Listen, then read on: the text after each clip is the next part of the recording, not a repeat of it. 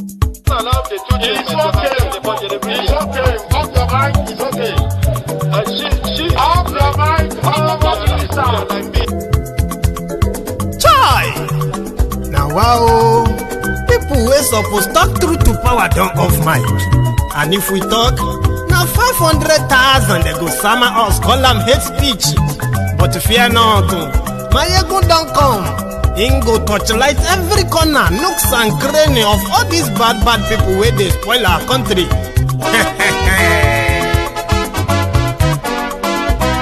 So my people make we laugh, oh, yo. My ego don't come, oh, yo. My people make we shout, oh, yo. My ego don't come, oh, yo. My ego don't come, man of the masses, oh, yo. My ego don't come, oh, yo. My ego diary politico, yo. My ego don't come, oh, yo. This one not the off in mind, oh, yo. My ego don't come, oh, yo. Can in the touchlight every corner, oh, yo. My ego don't come, oh, yo. Okay, some people be they holla say they want the power. Chai, them be promise us say we go get light and power. Nah. Them hustle sote they can't get the power. But now they know they do anything with the power. Sure. Every day, dollar just they get the higher power over naira. Still them talk say make we off mind. But thank God say my ego don't come. So my people make you laugh, oh, yo. My ego don't come, oh, yo. My people make we shout, oh, yo. My ego don't come, oh, yo. My ego don't come, man of the masses, oh, yo. My ego don't come, oh, yo. My ego diary politico, oh, yo. My ego don't come, oh, yo. This one not the off in mind, oh, yo. My ego don't come, oh, yo. Person where they do evil, no one make person talk. Them say that my egun, that man too they talk. He too they talk. Say my egun diary, he they hot like pepper. But every day then they take money in bulk. Woman picking they the street they hawk. Still them talk say make we no talk. But thank God say my egun don't come. So my people make you laugh, oh, yo. My egun don't come, oh, yo. My people make you shout, oh, yo. My egun don't come, oh, yo. Man of the masses, my ego don't come, oh, my ego.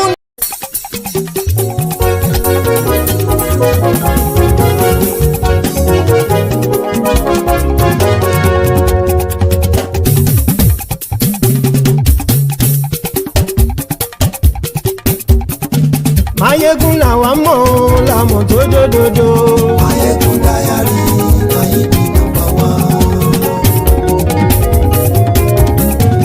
Mayegun làwa mọ̀ làwọn tó jódodo. Mayegun diary na ibi nọ́mbà wọn. Mayegun ti dé o ọ̀rẹ́ ará ìlú. Mayegun diary na ibi nọ́mbà wọn. Lórí Facebook lórí YouTube. Mayegun diary na ibi nọ́mbà wọn. Gbogbo bó ṣe ń lọ ni Mayegun já wa sí. Mayegun diary na ibi nọ́mbà wọn. Àṣírí ọ̀jẹ̀lú kì í bò níbẹ̀ o. Mayegun diary na ibi nọ́mbà wọn. Bó bá ṣe eré àní Mayegun máa wí. Mayegun diary na ibi nọ́mbà wọn. Ó sì tún ṣe eré wàá gbọ́ níbẹ̀ o. Mayegun diary na ibi nọ́mbà wọn. Mayegun diary politico. Mayegun diary na ibi nọ́mbà wọn. Godfatherism kò sí lọ́rọ̀ Mayegun diary na ibi nọ́mbà wọn. Ẹ farabalẹ̀ sẹ́ o kẹgbọ́rọ̀ lẹ́nu o. Mayegun diary na ibi nọ́mbà wọn. Àní Mayegun làwa mọ̀ tó dòdòdò. Mayegun diary na ibi nọ́mbà wọn.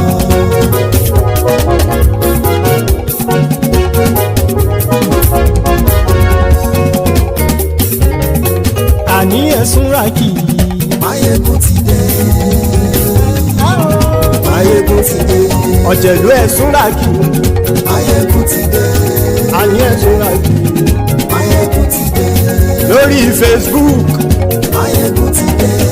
Àní ẹ̀sùn ra kì í. Mayegun ti dé. Lórí YouTube. Mayegun ti dé. àní èso lájú. Máyégún ti dé. Bọ́ bàbá gbé wúrẹ́. Máyégún máa wí. Àní èso lájú. Máyégún ti dé. Bíjó ìgbádìyẹ. Máyégún máa wí. Àní èso lájú. Máyégún ti dé. Pẹ̀sìdó bá rúfin o. Máyégún máa wí. Àní èso lájú. Máyégún ti dé. Kí gómìnà kówó jẹ. Máyégún máa wí. Àní èso lájú. Máyégún ti dé. Ọlọ́pàá ti. Hello there. Good morning to you. Good afternoon to you. And good evening to you from wherever you are joining us. This is Mayegun Live. Thank you very much for joining me, brethren, dear Templars from far and near. Please, after reading the caption of this broadcast, kindly read the description as well.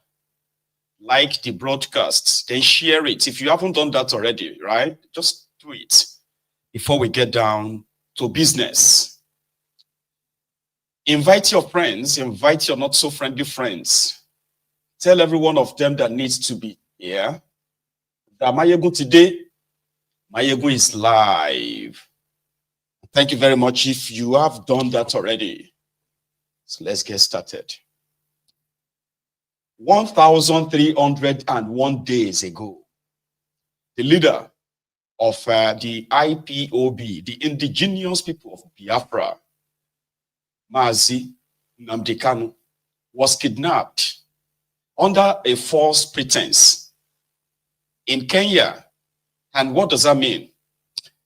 Nigeria's murderous regime under Bukwari presented a false intel to the secret police of Kenya that Nnamdi Kanu, if found in their country, was there to meet with the terrorist group in the country, and therefore he is a wanted man in Nigeria.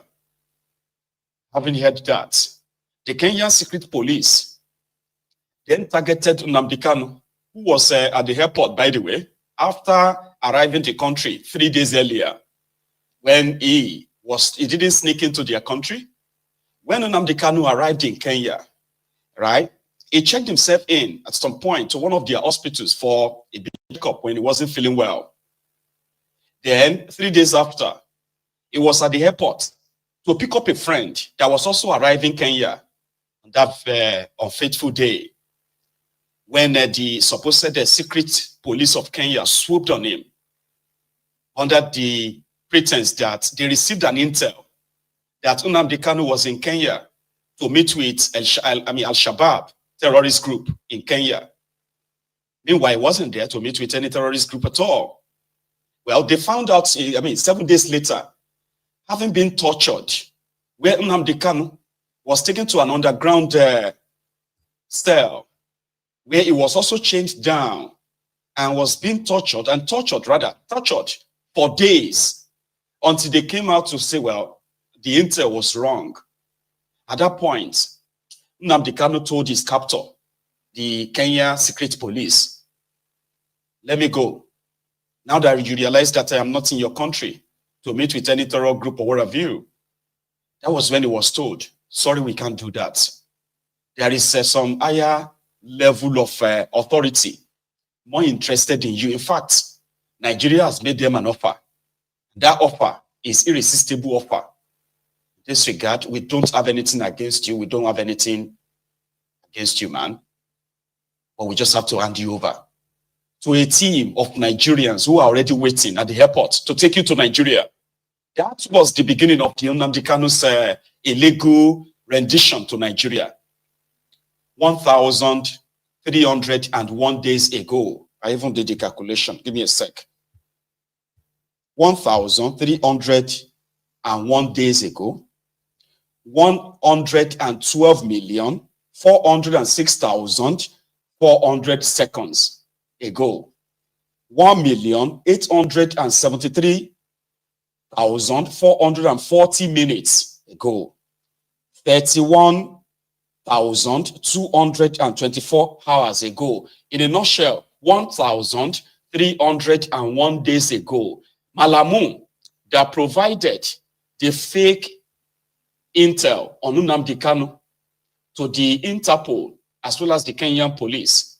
When Nnamdi Kanu got drugged and bundled down to Nigeria, it was paraded as a trophy. It was like a celebratory day for them in northern Nigeria, that their media, their political class, their impoverished people, they went all up in joy that the man that has been preaching for the peaceful breakup of that contraption has finally been captured, as if Nnamdi Kanu was the genesis, the beginning and the end of their misery, their poverty, their insecurity in northern Nigeria. It was like a great day for them that Malamu, the Attorney General of Nigeria at the time, had to give a press conference in Hausa to say, yes, we got him under a false pretense. Now, it was time for them to now take Nnamdi Kanu to their court.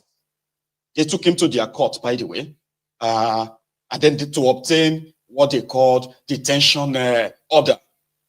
So when it was time for them to actually present the evidence of why Nnamdi Kanu is a terrorist, they started what is called stalling. They started stalling by using the same corrupt judiciary to continue to hold him without presenting evidence. At some point, they said, oh, we will need to present our witnesses in camera. Give me a sec. In camera simply means that those who are going to say Nnamdi Kanu as, sort of recruited them as terrorists in Nigeria, they will not be seen. They will be testifying behind the curtain. His own legal team rejected that. Cut the long story short, Nnamdi Kanu defeated them in their own courts, the appeal court, on the 14th of October 2022, discharged and acquitted Nnamdi Kanu. See, the judges were like, the process of rendition in Nnamdi Kanu to Nigeria was so wrong that Nigeria violated international treaties.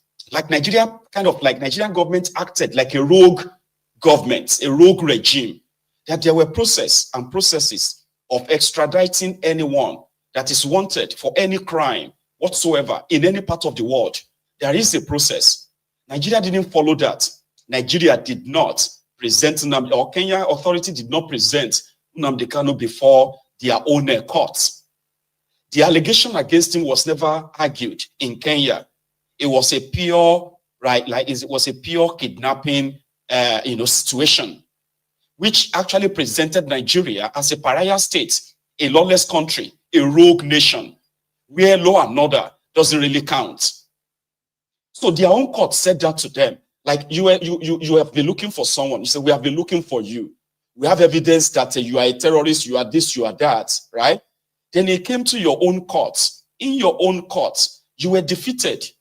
On the 14th of October 2022, the appeal court in Abuja ruled that Nnamdi Kanu cannot be tried in any court in Nigeria because the process of his extradition, which is the illegal rendition to Nigeria, was so wrong that any judge, any court that entertains the trial of Nnamdi Kanu is only making mockery of the judicial process in that contraption.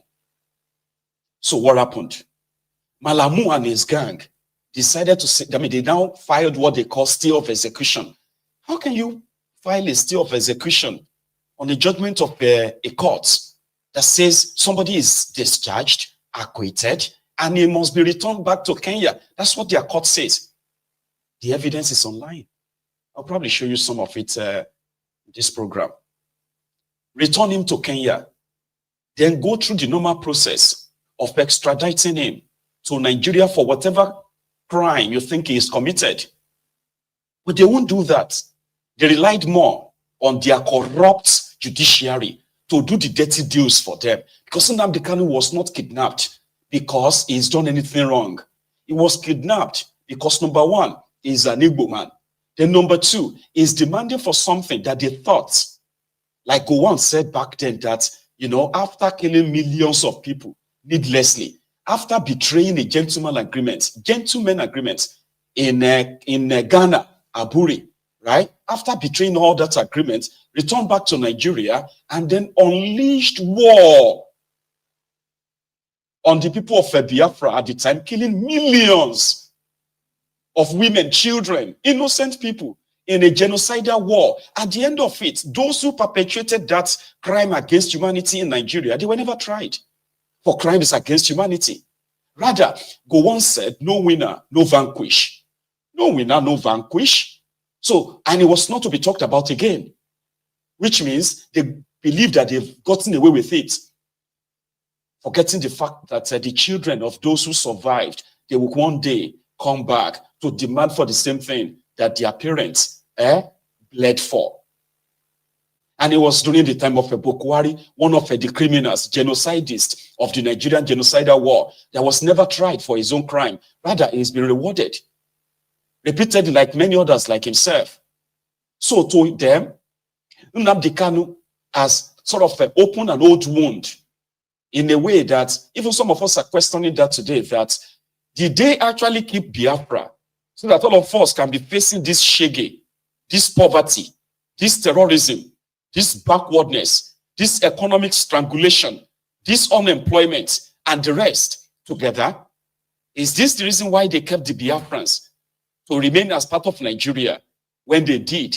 Is this the reason why they have plotted the division between the old united Biafra to what you now have as a divided people of the old eastern region? So Nnamdi Kanu opened an old wound, an unforgivable move that the only thing they believe they could do is what? Is to get him buried. Unfortunately, they've not found a way of doing that, even in their own courts. So Malamu, after a year and a half of trying someone that you said you had evidence against, they had evidence. They were supposed to, okay, we have been looking for you. Okay, yeah, finally, you are, oh, now you've kidnapped me. Here I am. Now present the evidence that I have done anything wrong. Present the evidence that I am a terrorist. But there is no evidence. Rather, they were using this media trial, Nnamdi Kanu this, Nnamdi Kanu that, to the point that they even ignited what they called the unknown gunmen, the politically sponsored terrorists of eastern part of Nigeria. In all of this, their court said, let him go. We can't try him here. The next thing, they filed what they called the stay of execution, hoping that the Supreme Court of Nigeria was going to help them in jailing him or possibly convicting him. If you want to convict someone for any crime, you have to start with presenting evidence. So Nnamdi Kanu and his own team said, I do not have any case to answer. I do not have any defense to put up because, number one, the judgment that said that I was illegally rendition back to this contraption stands. So what did their Supreme Court do? Their Supreme Court, supposedly, who was supposed to be the final arbiter. You know, when you go to Supreme Courts, whatever the ruling of the Supreme Court is final, what happened? The same corrupt system now ruled that, Nnamdi Kanu's case should be sent back to the High Courts, where he's already defeated these mofos. The Supreme Court agreed that Nnamdi Kanu's bail should never have been revoked. That somebody that was expected to return to court at a so date shouldn't have been targeted by the Nigerian army, who went there to slaughter and kill him. They actually killed over 32 people in his house that day. So the revocation of his bail was so wrong. That's what the Supreme Court said. And up till now, the Supreme Court has said his bail should be reinstated. It's been over a year now. Guess what? In the lawless contraption that Nigeria is, they still haven't reinstated his bail. And that tells you all you need to know.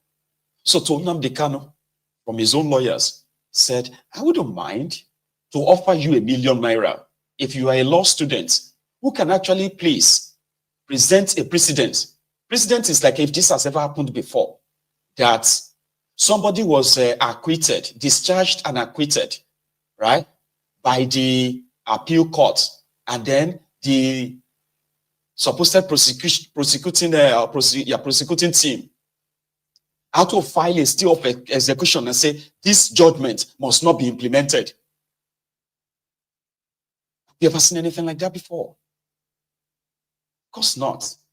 Now, if you are a law student, maybe this is a chance for you to make a quick $1 million from his lawyers at their recent visits. Watch this. Yes, ladies and gentlemen of the press, what I said and what my two colleagues have said can be summarized as follows. One, recall that Mazi Nnamdi Kanu's case was commenced almost over 9 years ago when he was first arrested in Lagos. Recall also that he was then charged with offenses relating to his broadcast on Radio Biafra from his location in London. You can imagine what it means for someone to be on an endless trial that never really happens for almost 10 years and being detained without conviction for 18 months, initially from 2015 to 2017, and again for over 3.5 years from 2021 to the present day. This alone is a gross injustice of its unique kind.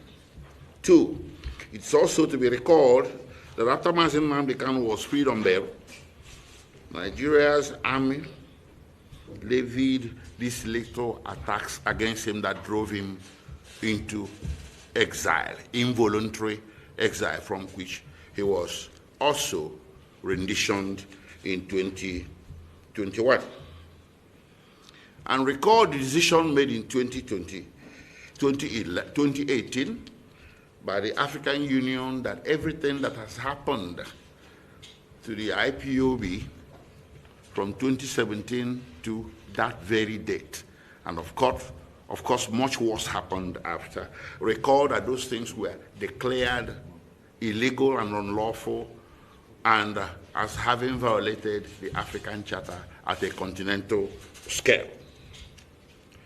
Now, also, the same action, in particular, the prescription of IPOB in 2017, provoked or triggered the rush of litigation that eventually culminated in the ruling of the High Court of Enugu State, declaring that such actions by the federal government of Nigeria against Mazi Nnamdi Kanu and IPOB are unconstitutional.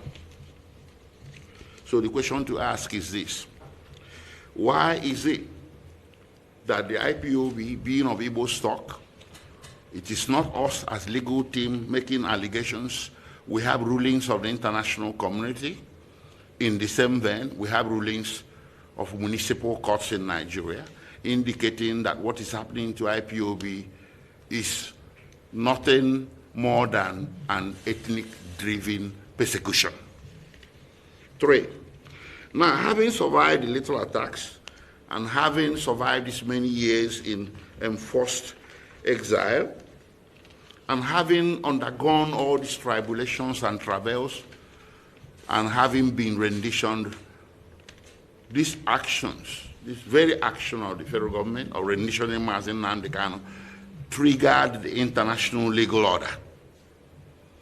In July 2022, the United Nations Human Rights Council came down with a gavel that Mazi Nnamdi Kanu was extraordinarily renditioned, and that it was a violation of all canons of international law to which Nigeria is subject, and it recommended a generous compensation to be paid to him and cessation of his prosecution.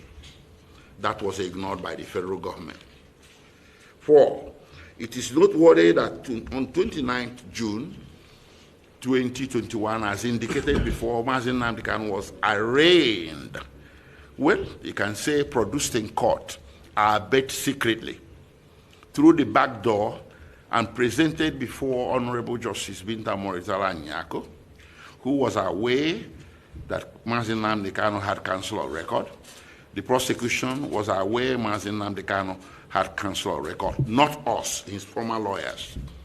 And the DSS was aware of the information of his cancelled record. Everything was on file. Yet Mazi Nnamdi Kanu, or the court, conducted hearing over the head of Mazi Nnamdi Kanu and remanded him to DSS custody without notice to his counsel, not to talk of presence of his counsel. This is a flagrant violation of Section 36 of the Nigerian Constitution. 5. When you fast forward to October 2022, when the Court of Appeal discharged Mazi Nnamdi Kanu, there was also a judgment issuing from the Federal High Court sitting in Umuahia, which had declared his rendition from Kenya as unconstitutional. It didn't stop there. It went as far as declaring his continued detention in Abuja as unconstitutional. It's unconstitutional. Let me help you, in understanding the complexity of this. It should have been very straightforward. But just remember, Nigeria is a lawless country, led by a bunch of criminals who have a lot to hide from you. According to the fearful Boko Haram's government, Nnamdi Kanu is a terrorist because he has a tool that is so powerful, more powerful than their own weaponry of war. Talking of fighter jets, bombs, APC, armored personnel carriers, including hundreds of thousands of soldiers at their own disposal. Nnamdi Kanu has one tool, and that is the truth, via a platform called Radio Biafra. And according to them, the tool in the hands of Nnamdi Kanu is so powerful enough that it can break Nigeria, and in their own statements, it can lead to another war. Why should truth lead to war? It simply means that even though they claimed the war was over, the genocidal war of 1967 to 1970, but it's obvious that it's never over. Majority of those who participated in that war, in that genocide, some of them are still alive, and they are still fighting the war in their own heads. And that is why the conversation around referendum sounds like war to them. Referendum, where people can decide if they still want to be part of this contraption or not. It's a democratic process. It's a democratic experience. And preaching to the people why it is very much important to have a say in deciding if you want to still be part and parcel of this contraption or not is considered warlike to these warmongers, these genocidists that have been paraded as heroes in that contraption. Nigeria is owing Nnamdi Kanu over 1 billion naira in court judgment. Not that they are going to obey any of it. International courts, different courts, has ruled that the extraordinary rendition of Nnamdi Kanu violates international treaty. Treaties that Nigeria is part and parcel of, that they have no regard for. They do not have any regard for their own courts. And this is the problem. We also know that if Nnamdi Kanu wasn't an Igbo, if he was maybe an Hausa or a Yoruba, there is a chance that Nnamdi Kanu will be walking free today. There is a chance.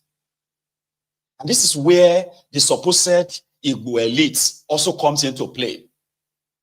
None of this that is happening to Nnamdi Kanu could be happening if the Igbo elite, the Igbo political class, if they are not in the know, if they are not in on it as well. Some call them cowards. Well, maybe they are cowards, but they are worse than cowards. Majority of them are what you can describe as the real bastards of that Igbo flock. Very selfish. I know majority of these criminals from all tribes in Nigeria are very selfish, no doubt. But the selfishness of the Igbo political class is top-notch. They are afraid of a man that will remind their people why and what Nigeria did to them, and why Nigeria is still profiling them in this day and time. Why that we grew up knowing what they call the Wazobia, the three biggest ethnic groups in Nigeria, the Hausas, the Yorubas, and the Igbos, Wazobia. Only for some section of the country to believe confidently and openly be saying that the third biggest ethnic nationality in that contraption cannot be trusted with power, and they will never be in charge of that country. But they must be part of the country, whether they like it or not. You will see the Yoruba mofos. You will see the Hausa Fulani terrorists. They will be telling you, Igbo will never lead Nigeria. But when we were growing up, what we were taught was that we had three major ethnic nationalities in that contraption, which means you have three major ethnic nationalities with the same stake, supposedly, in this republic. That's how it should be. If you have a country that parades over 250 different tribes, ethnic nationalities, right? That simply means that they all have a stake. They must all have equal stake in this arrangement, Abi. You have the Hausas, you have the Yorubas, you have the Igbos. So they must all have the equal stake in this. But they will boldly tell you, the Igbos will never lead Nigeria. The Igbos cannot be trusted.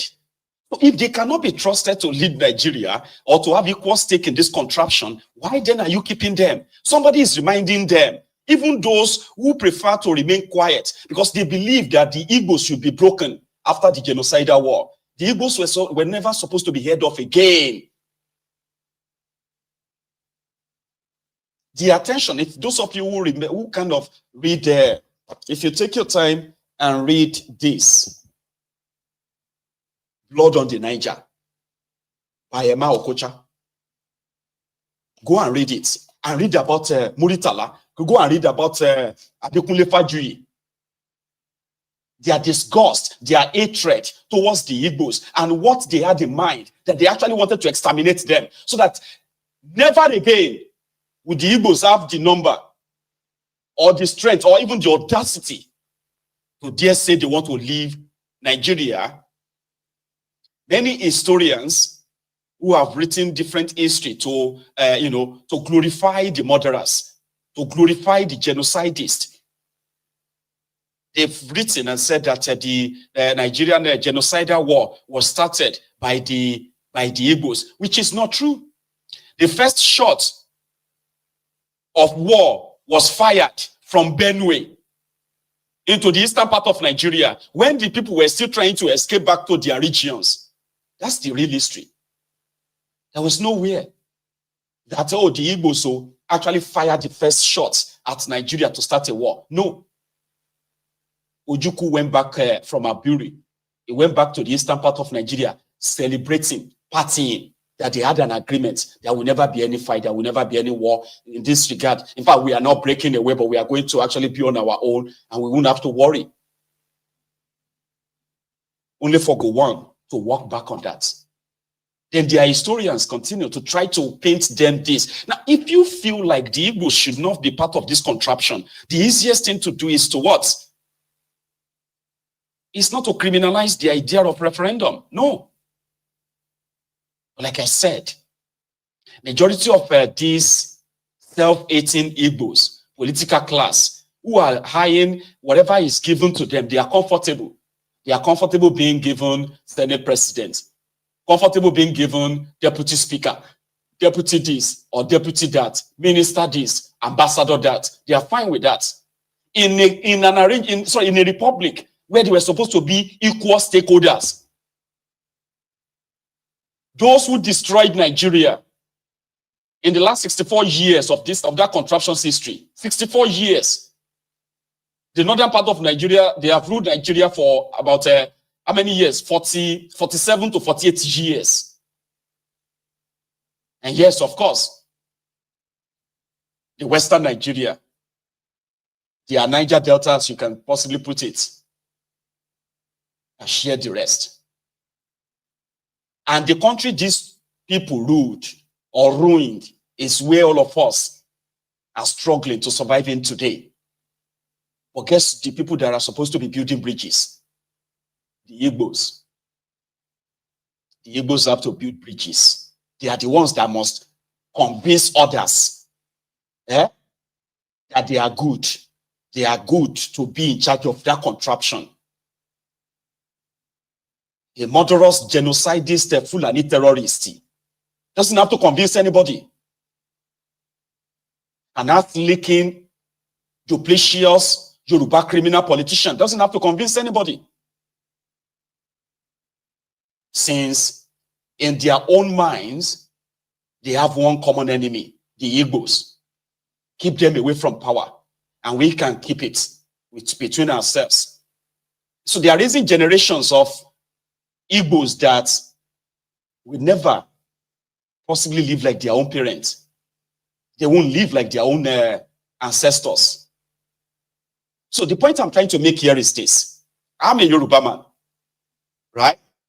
And no matter what I say about that contraption, I will never face the same treatment that they are getting at Nnamdi Kanu today. No. I will never be treated like a second-class citizen in that place. Or you have a place that was supposed to be like, oh, we all have, all of us must have equal stake. We are all stakeholders here, so we must have equal stake. Nobody should be setting the rules for another. If you set any rule, that means you also must follow the same rules. So it is only the Igbos that must come and they must build bridges. They must come and convince Yorubas. They must convince the Northerners. They must convince this and that. What the heck? Why not just let them go? So every now and then, the truth which riled them up, the truth of Nnamdi Kanu, the fire-blazing truth of his, that even some of his own kinsmen, Igbos, are not comfortable with. Because some of them have settled for the second place. They are fine. They will tell you, I am okay. I'm a businessman. It doesn't concern me. That's what a foolish person will say. And take a look at that contraption today. Those who have no idea of building economy, they are the ones in government. And those of you who are running businesses, you are the victims of their policies today. Because you are comfortable. Me, I'm a businessman. I'm not interested in this and that. Because you have this defeatist mentality that the place they want you to be. Don't be ambitious. You are an Igbo person. You must not be ambitious. Nnamdi Kanu chose otherwise. That Igbo, you must be ambitious. It's either you are given your place in this contraption or you leave. And they don't want that. They don't want that. They said he's a troublemaker. A gentle Igbo, unambitious Igbo man. Is a typical Nigerian. That is what they want. Sit down there, he sits. Stand up, stand up. Yeah, take that money, go and spend it. Thank you very much. And he becomes so loud and lousy. Because to him, I'm an Igbo man, I have money, I'm okay, I'm this and that, I'm not ambitious, I don't have anything with politics, I'm not interested in all of this, I'm okay like this. And he doesn't know that one single policy of any lunatic can kick him out of business, destroy his entire life, take everything away from him. This is the offense of Nnamdi Kanu. This is why Nigeria spent over $2.4 million in lobbying the American lobbyists to help them lobby the American Congress in order to help them sort of proscribe the IPOB. They failed. Fulani terrorists are slaughtering people. They are the fourth deadliest terrorist group in the whole world. There is a record for that. But Nigerian government is shielding them while they are in America, paying over $2.4 million, lobbying the congressmen in America to help them put the name of IPOB in the names of terrorists, world terrorists. Why the real terrorists that are beheading people, slaughtering people, sending people, millions of people into the IDP camps, you know, destroying villages, are never proscribed. This is Nigeria. And today, if you are a lawyer or a student lawyer, I'll be a law student, can you please come out and please take this offer? There is ₦1 million for grab. ₦1 million to show to us any precedents of where a court ruled, acquitted, and discharged someone. And then they had to file a stay of execution. A stay of execution of that court's judgment. If you can, show us, please take the offer. Nigeria is a lawless place. They have fed you with so much propaganda, hatred. And you know what they say? That those who fail to learn from history, they are bound to repeat it. Nigeria is currently on edge right now. Nigeria is more divided than ever. The level of pronounced hatred that APC have kind of like planted in the system has never been seen before. The hatred towards one another. We have never seen anything like this before. 9 years of APC, Nigeria is more divided, more poorer, more terrorized than ever. Where do you think that's going to end? Where do you think this is headed? I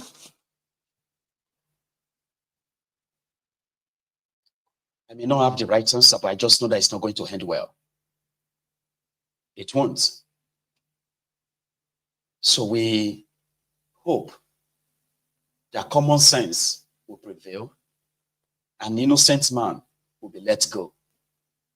But since Nigeria is a place where the victims are always going to be blamed anyway, the oppressors, they hit gold in that contraption where they can get away with just anything and everything. You know? Nnamdi Kanu committed no crime. And if he did commit any crime, the right thing to do is to present the evidence. And you don't do that by also committing an illegality, kidnapping someone, violating international treaties, and then believing that nothing will happen because you are almost a pariah state, a lawless country that is now being led by a drug dealer. Do you think the world doesn't know? The world does know. You know? And it is always turn by turn Nigeria Limited anyway. As they say, injustice to one is injustice to all. Injustice anywhere is injustice everywhere. Denial of justice anywhere is the same as injustice anywhere. Or should we say injustice anywhere is a threat to justice anywhere too, or everywhere.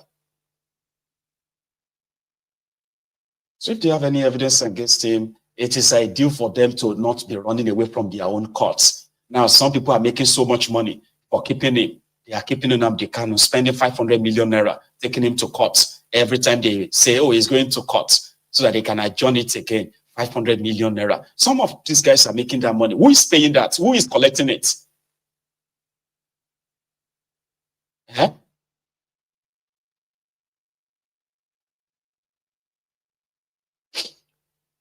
A young man was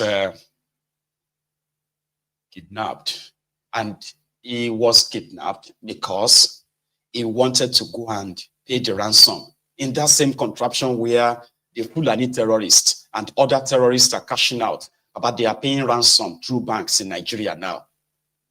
And the culprits had not really been arrested, caught, no. This guy went to pay ransom for the family members kidnapped in Zamfara or so. And guess what happened? They captured the terrorists that kidnapped his family members. They collected the money he brought. They now chained him like an animal. Then made a video demanding that, okay, he must call his family to bring ransom that will now free himself and other family members there. This.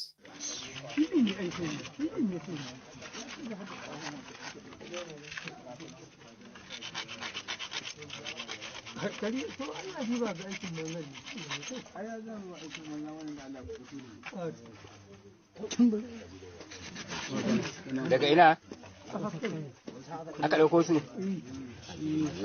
su banza suka zo yi kudi ko kawo aka rike su magajin shi wannan kama wai an je samu abin da suka dan ci ko miliyan 2.5 aka ba su 2.5 amma suka ce ai ba sai an kawo miliyan 3 da babur miliyan 3 sai an kawo miliyan 3 mashin guda shi wancan ba shi an sanya shi an yanke mai don kudin da shi wannan shi ta yi buge na shi na yi can guda ɗaya ne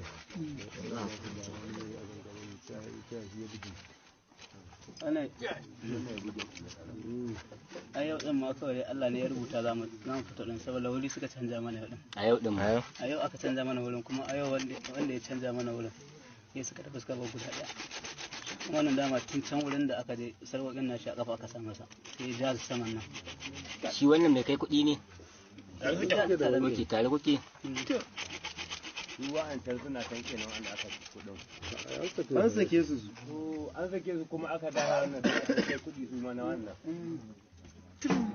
wai da saura ai kaga da ake lamba wai ta can gida ai yanzu ba ta ba ko na wanda yawa nan ba ni na shi lambe lalo kana bari dai mu je dun ma inda yana ne ba sunan shi Babalo Abdullahi ba amma Babalo ake ce mishi wannan ta takardar nan ba dole da gayin ku bayyana huta na gode Allah ka yi wahala la yayi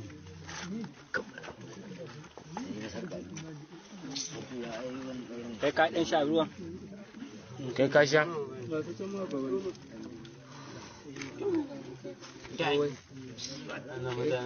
na ga masa na ci stoma da jan yan kukurbi ruwan da ɗan zafi kaji ko ran in ba ga mota ba ne zan yi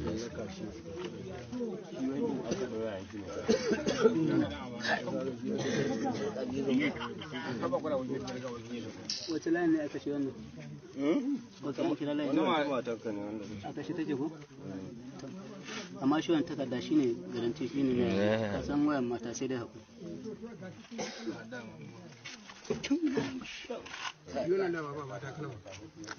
Ko ƙara jaraba yanka abin nan.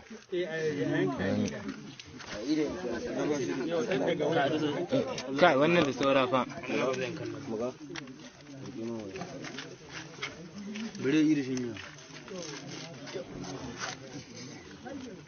Da sauran yanki wannan fa.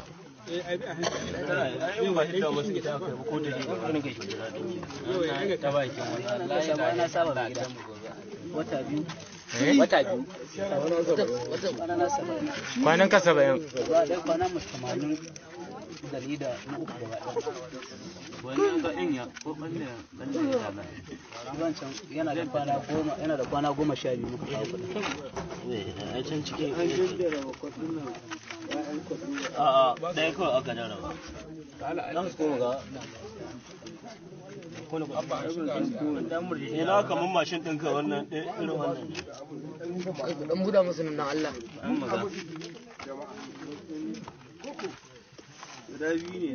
wannan za ka wannan za ka an bubbure mai shege ai ba zai ishi ba ya kawai idan yanke ko da laifi na ko santar da yake shiga ko santar da yake shiga ya shi santar mun ji yanzu a kai su asibiti mun ji yanzu a kai su asibiti a masu koyi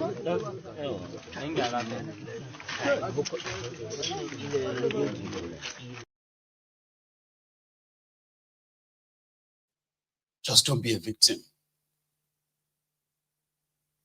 And this, like I normally say, right? This is just one out of, let's say, 1,000 incidents that happens in that place every day to every week or every month. You only get to see it one video or two just to use as an illustration of what people are actually going through in that place. There is no security of lives and properties. There's none. You can be a victim just anytime, any day, anywhere. Until that happens to you, you are likely not even going to believe that it is that bad. That's why when we see videos like that, it is to remind us the precarious situation where Nigeria is currently at. A terrible one, for that matter. They kidnapped his family members. He went there to go and pay ransom. In northern Nigeria, people are selling their properties, selling lands, selling their stock, selling everything they can sell just to pay ransom to terrorists. 2.23 trillion naira was paid as ransom in 2024 alone. And this is 2025. This one happened in 2025, and it is just 17 days. We are just 17 days into 2025. 17 days. The survivors of yesterday, they are today's victims. The survivors of today, they are the potential victims of tomorrow. While the rogues that were supposed to keep you safe are protecting themselves with the best security they can, money can buy, and they are out there being worshipped as your heroes and all that. In another news, the man that some of us grew up reading a lot about, seeing every now and then, as a great industrialist, he had been a businessman, Oba Otudeko. The old man is now 81 years old, Oba Otudeko. If those of you who know about the Honeywell or First Bank, as First Bank Holdings, his name ring bells. Today, the old man is allegedly to have fled Nigeria on the run. You know something I told you about the elite in Nigeria, dirty, stinking, corrupt, criminal elite of Nigeria. The reason why the political class will always get away with anything is that your elites do not really have any clean money. They are part and parcel of the rot. They are part and parcel of the endemic corruption in that system called the Nigeria system. When you see some of them parading themselves as billionaires, businessmen, industrialists, and you get to go and see how much of debt they owe that contraption. Most of this debt has contributed to the backward economic situation of that country.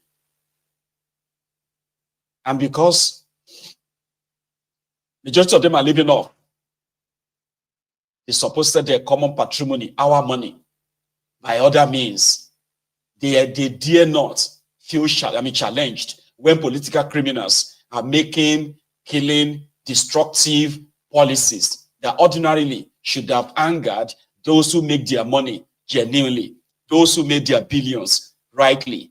I can't make my money, clean money, genuinely, be paying billions and billions of taxes to the same government, and I will watch the low-life thugs, criminals in political class ruin all of that without myself and other billionaires pulling our head together and save this place. You see, Nigeria is a place where you will see billionaires.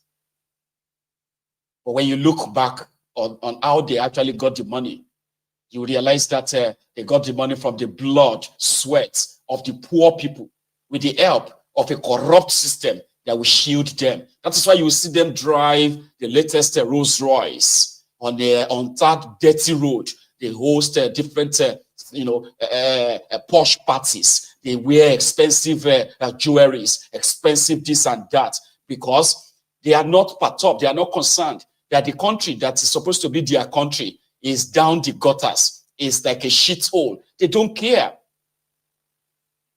because they contributed to it being a shithole. Their money is mostly public money. Most of it stolen or written off, bad debt that is now transferred to the rest of you. Here is the story.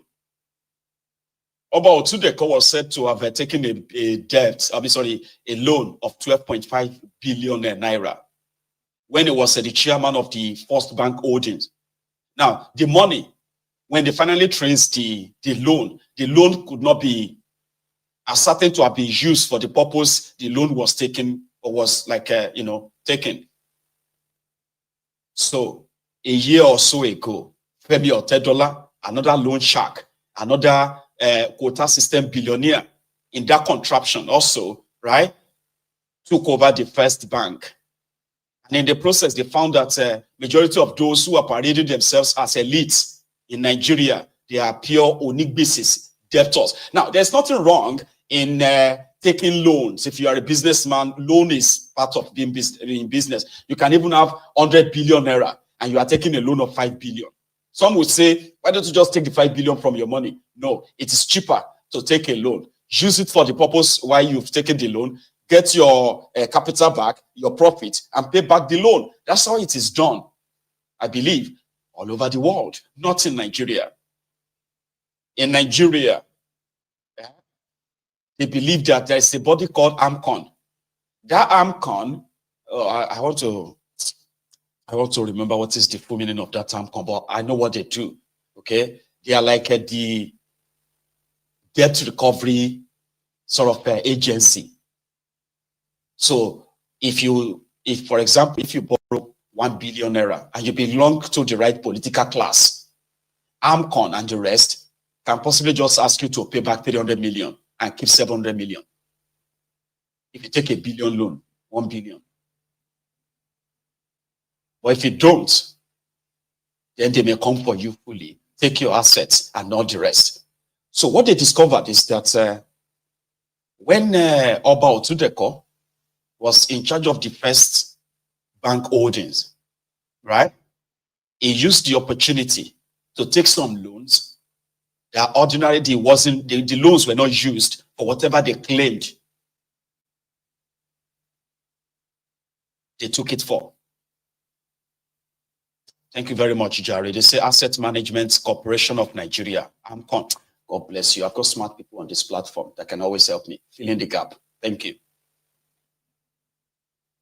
So Femi Otedola discovered that tens of billions of naira have been ferried from the First Bank cover by those who were supposed to be the board members and the rest of them. Do you get that now? You know, it is like that time when Emefiele was the central bank governor and they were doing what is called the round tripping. So the round tripping then was that you can be sitting in your house if you belong to the caucus and they can just say, do you need dollars? You say yes, they'll say, okay, how much? So, well, $10 million. Can you give me $10 million? So if they are exchanging dollar for 450 naira to $1 out there, for business people who are buying dollars for their import business and all that, right? Importation business. Round tripping will mean they will backdate a particular form that you normally submit to the central bank to get dollars, Forex. They will backdate it to somewhere around like 1984, 1985. When Nigerian naira to dollar was somewhere around maybe 11 naira or maybe 4 naira to $1. So when others are paying, or 450 kobo, when others are paying 450 naira to $1, you will be buying it for 450 kobo. So then when they won't even ask you to pay the money, they will give you the dollar so you can then go and resell it. So you They just got $10 million. You can call the Bureau de Change, call Abubakar, call Usman, call Abdullahi, and call other people that are doing money changers, all over the place, and say, I've got $10 million. I'll sell it to you for 250 naira. Abdullahi will provide 250 naira times $10 million. And then you can go back and pay 450 kobo to the central bank. Automatically, you are a billionaire straight up without doing anything. Abdullahi then can go back and sell each dollar for 450 naira, making 200 naira per dollar, round tripping. That's exactly what some of these guys have done. It's like saying, need the loan. Okay, maybe give me 6 billion. Okay, sir, we'll perfect the papers and give you the 6 billion. Tomorrow morning, there is 6 billion in the bank account of the chairman of the First Bank Holdings. So they now discover that most of the paperwork are just like J. Because the plan was never to pay the loan back until Otedola came. Similarly, Obeigbana, the guy who is the owner of the Thisday newspaper, Arraigned News, he himself is also in debt to First Bank as we speak, to the tune of according to them, he is owing over $300 million in dollars. Then he's also owing about 180 or so, nearly 200 billion naira in naira. Obeigbana, a billionaire supposedly, has been the one that is giving the best man of the year, best Kineko of the year to different politicians. Yeah? And they are like that. There are many like that. They are all over the place, all over the country, living off people's money. But you see, those of you who have these business ideas, great ideas, how to create jobs, and you only need just 2 billion naira to float this business, you will never get it from their banks, ever. Or maybe if you now belong to their caucus anyway, they can write you one letter and say, go to so bank, they will give it to you.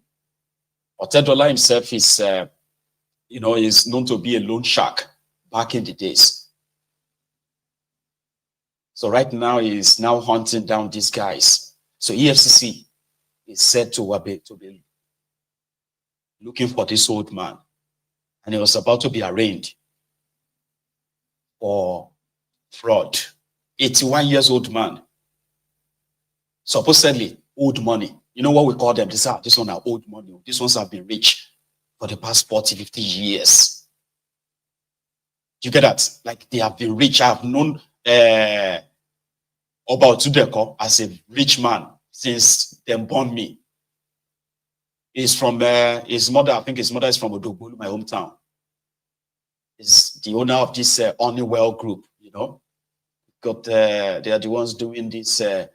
What's that called again? Golden Penny, Semovita, Semolina or something.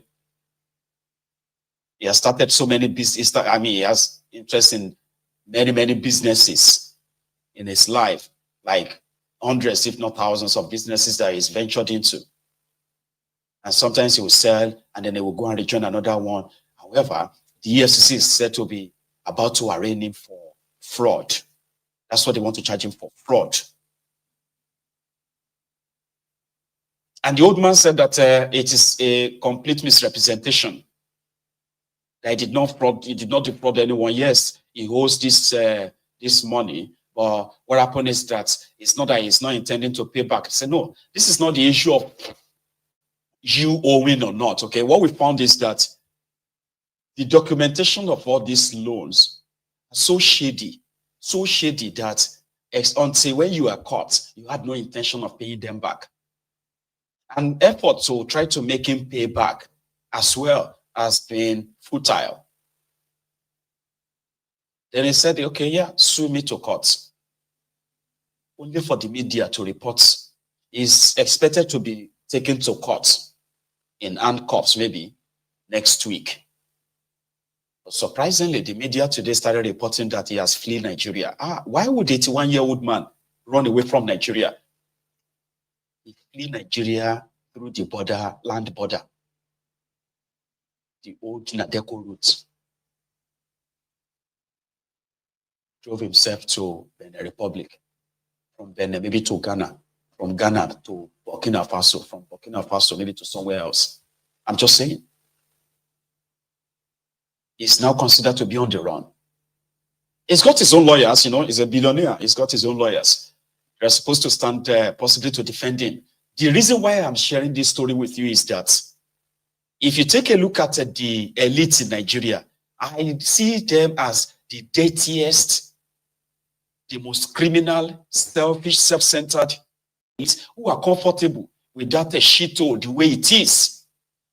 And the reason why they can never stand up against anything that is wrong in that place, including Dangote and the rest of them, is because what they call their billions, their wealth, they are stolen, corrupt wealth. Wealth that if they try anything, the political class, those criminals in the politics, they can destroy them just like that because they are not honest. Someone was like, excuse me, sorry.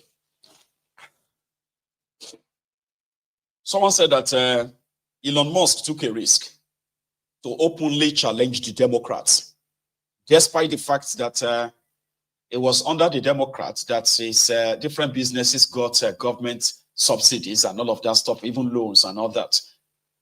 But what you don't understand is that Elon Musk did not take stolen money, that he had to make arrangements with the political class. He's sharing part of the money with them. In order for them, you know, like the political class didn't facilitate the money for Elon Musk or his likes, okay, so that they can take their own kickback from him in that manner. So when they gave him money and he paid all their money back, it's a business transaction. And it is kind of like an American policy too, or maybe world policy, to make sure that any business that is employing your people, you must not allow it to die. If this company is employing Americans, if anything happens to this company, like the General Motors of America, for example, General Motors employs thousands of Americans, American families who are car makers. So when General Motors and others run into financial trouble, right, they could have folded up and thousands of people could have lost their jobs, lost their pension, lost everything. And that could have been so devastating on America. So what did the government do? They bailed them out. Yeah, the bailout money always have its own political sort of undertone as well, no doubt. But the general concept of bailing out businesses is to make sure that the real Americans that have these jobs, they do not lose their jobs, lose their savings, lose their homes, or lose their pension. But in Nigeria, the criminal politicians in cahoots with this corrupt elite, right? They don't give a damn about you. Once they run their scheme, and they get what they want to get from it, the business can die if it wants to die. What's their business? If you want to die, let it die. They can go and try another thing elsewhere. And that is why you will see them so quiet, even when the criminal politicians are making policies that will destroy their businesses. They won't say anything. They'll just watch.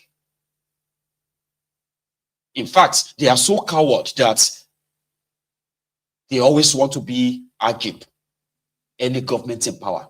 They are friends with any government in power. They say, Omo, you better go and be their friend. If you don't become their friend, these guys will target your company. They will target your business.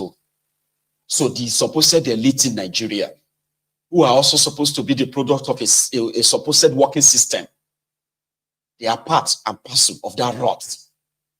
And they will rather control the rogues in government so that they can protect their own selfishness, their own selfish interest. The rest of you can go to places. What's their business? Doesn't concern them. So when they come for themselves like this, I don't know how to react. You know?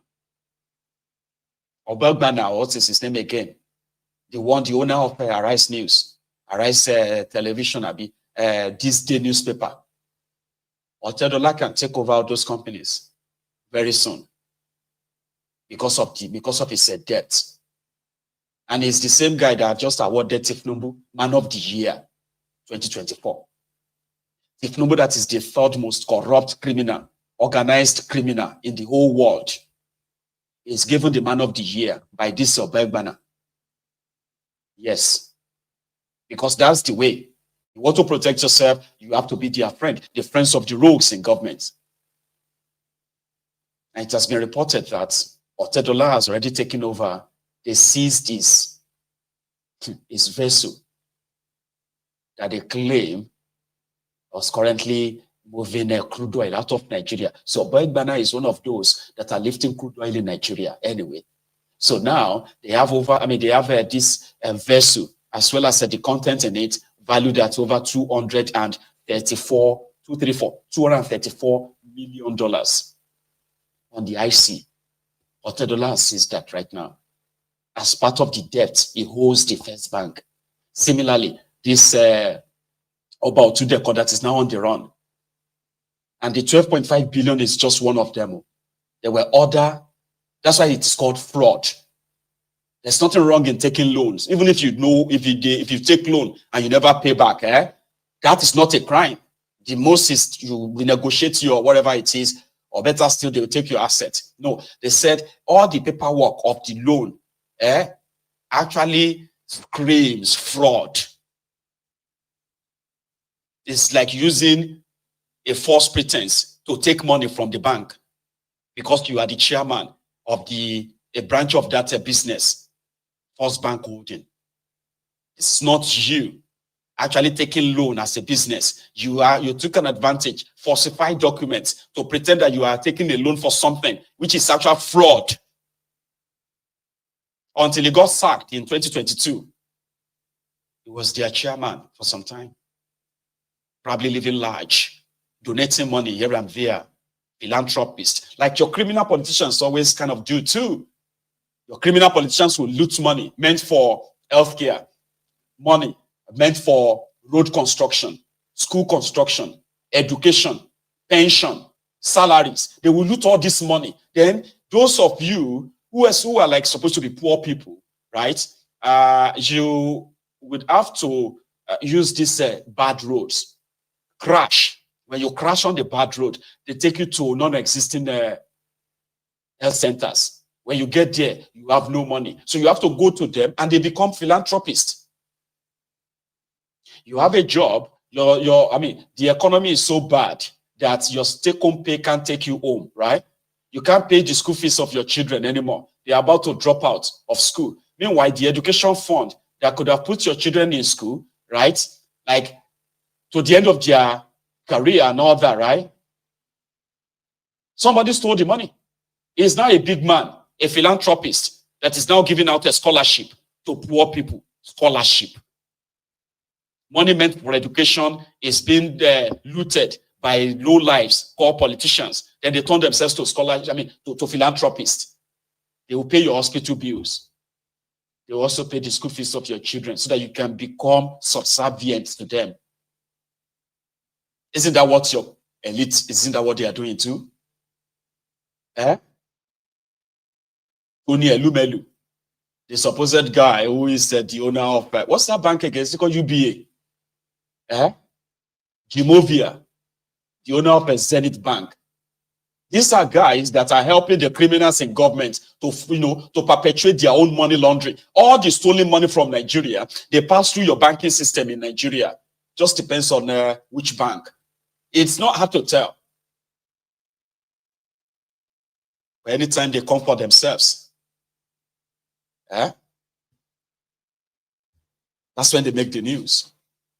Like this. Let's leave that and go to something else again, right? I'm going to take a short break so I can use that to blow my notes, right? I've been having a running nose and I've been under the weather as well. We have this viral flu currently, and my entire household is like, like that. I'm holding it in though, except the watery eyes.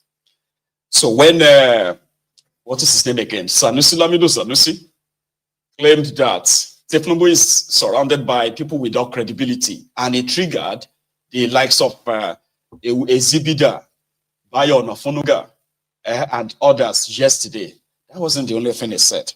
He also said more. Let me use that as my own short break. Okay, I'll be back in 5 minutes.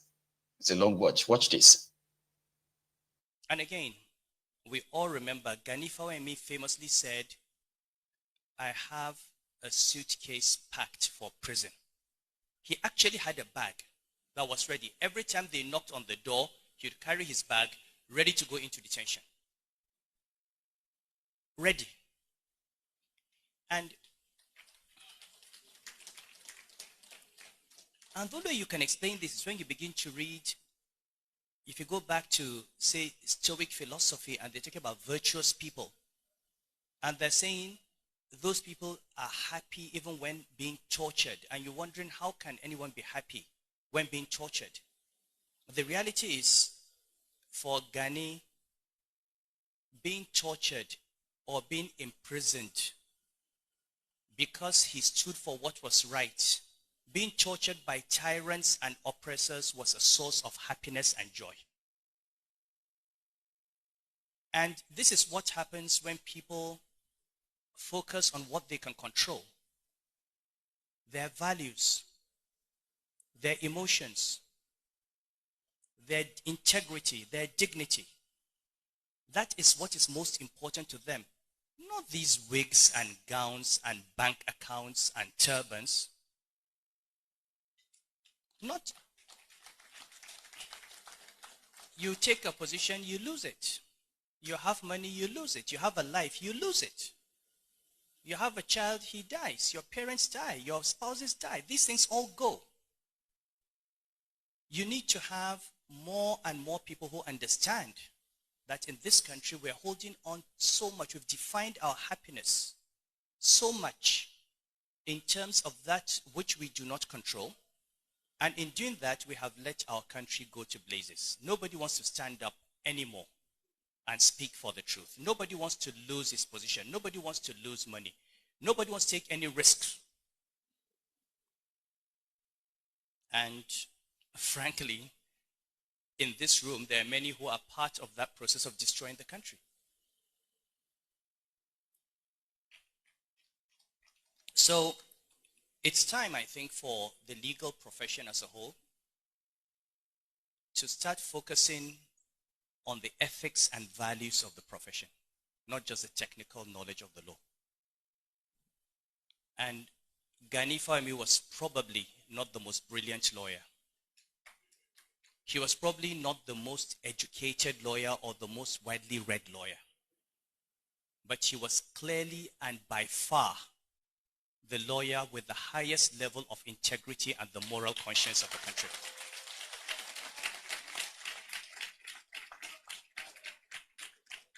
So you can know the law, you can be an expert in the law, but what do you use it for? Do you use it to perpetuate injustice?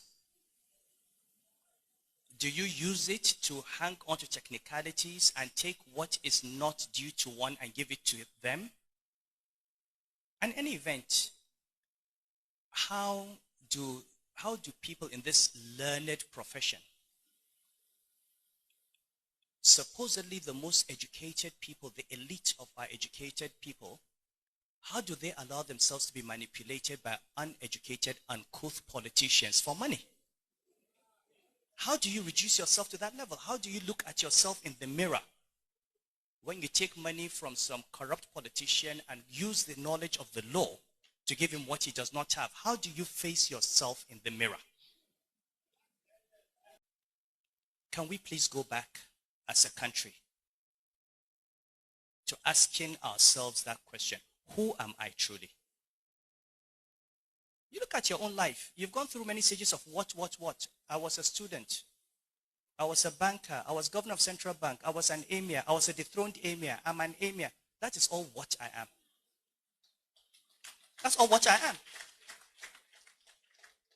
But I take pride that all the friends who knew me 50 years ago will say I am the same person that they knew 50 years ago. And that is who I am. You may not like it, but that's who I am.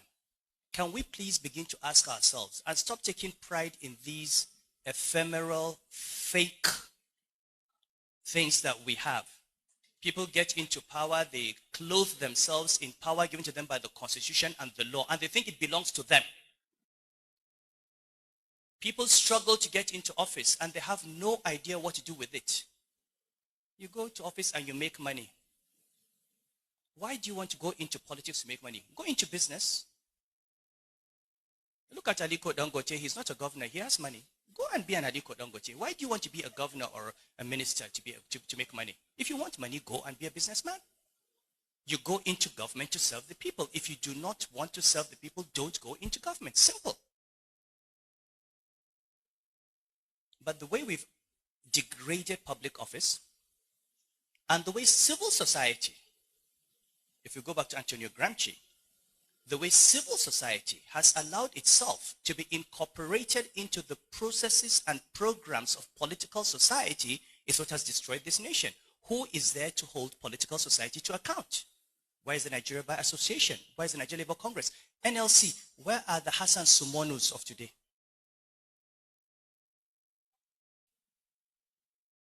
All gone. It's one of them, no doubt. But you cannot sort of like, wave up what he said in that place. The culpability of those who are supposed to be the law officers, those who understand the law, but they are always looking for the technicalities so as to put the wrong people, take what belongs to someone and give it to the wrong person. As long as it's going to give them money, as long as they are going to make money. It's all about money. It's all about money. There's no morality. There is no integrity. Nothing. It's about money. The elite of Nigeria, the supposed educated people, educated elite, who are watching the country goes down the drain every day. They are not perturbed, interested in just making money. Just make money. Send your children abroad. Live large. Live in big mansions. Drive expensive cars on untapped, dirty roads. That's what makes them big men and women in the contraption. Have arrived. A big man. Do you know who you are talking to? Did you know who you are talking to? Are you talking to me like, do you know who you are talking to? Say, who are you, sir? Who are you, man? Who is your father? You talking to me like, everybody exists in that shit hole. There is no electricity. There is no healthcare. There is no education. There is no infrastructure. There is no rule of law. There is, oh my goodness, right? And they are comfortable. Every time they have the chance of mesmerizing themselves, they organize parties. They organize award nights. They organize a lot of things to make themselves feel so good, so important. But yet, the contraption that they are from, the country that they claim to be from, the country that they claim to be the wealthiest and the elite of, it's a shithole. People live like worse than animals. Nigeria elite. Lawyers. Oh, talking about law. Today, in Benin City, where the governorship election tribunal was sitting. Remember, I think it was yesterday. Was it yesterday or 2 days ago? Sorry, I do kind of just mix them up sometimes, but you know what I'm talking about. When a young man with a double-barrel gun stood outside the court premises and he was shooting gun into the air, wearing the T-shirt of the PDP governorship candidate, Asue Igodalo, and he was screaming, give us our mandate, give us our mandate, and he was shooting. Then the next thing, the Edo State government vehicle drove by, picked him up, and left the premises. Well, that seems like a fair one to what happened today. Today, it was Tony Kabaka and his own bunch of thugs that also came to the courts, the venue of governorship elections tribunal. Oh, you need to see what happened there. And guess what? The police, they were there.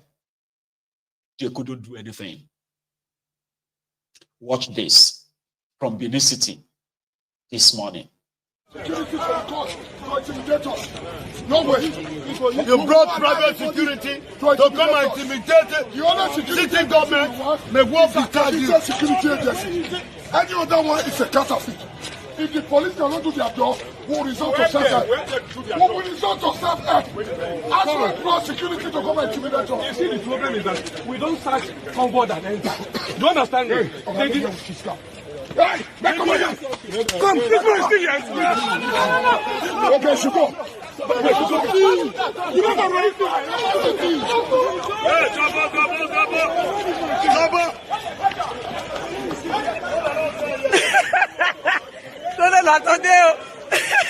Jesus.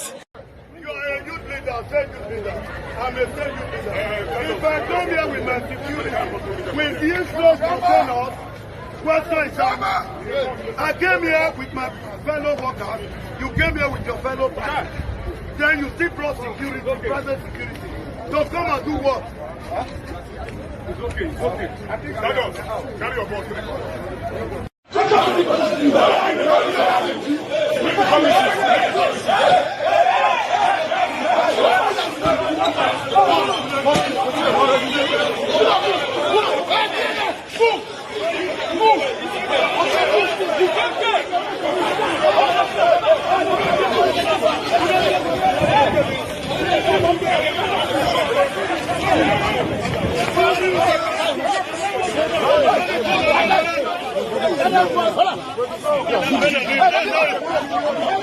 Don't do.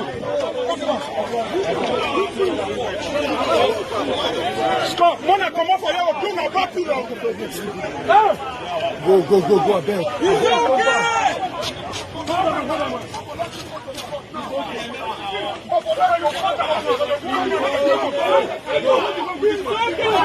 This man now.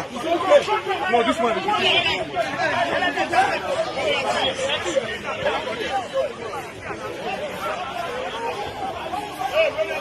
Go that side, go my back, leave that one.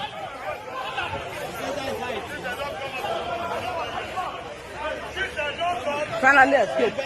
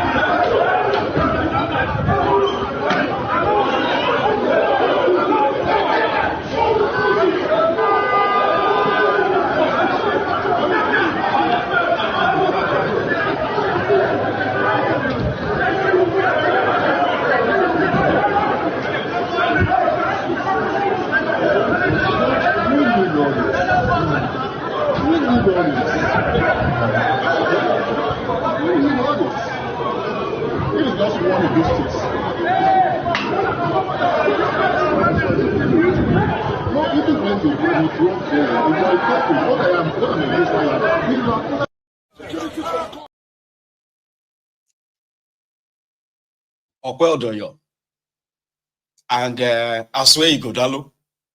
Now, Aswe is, I swear,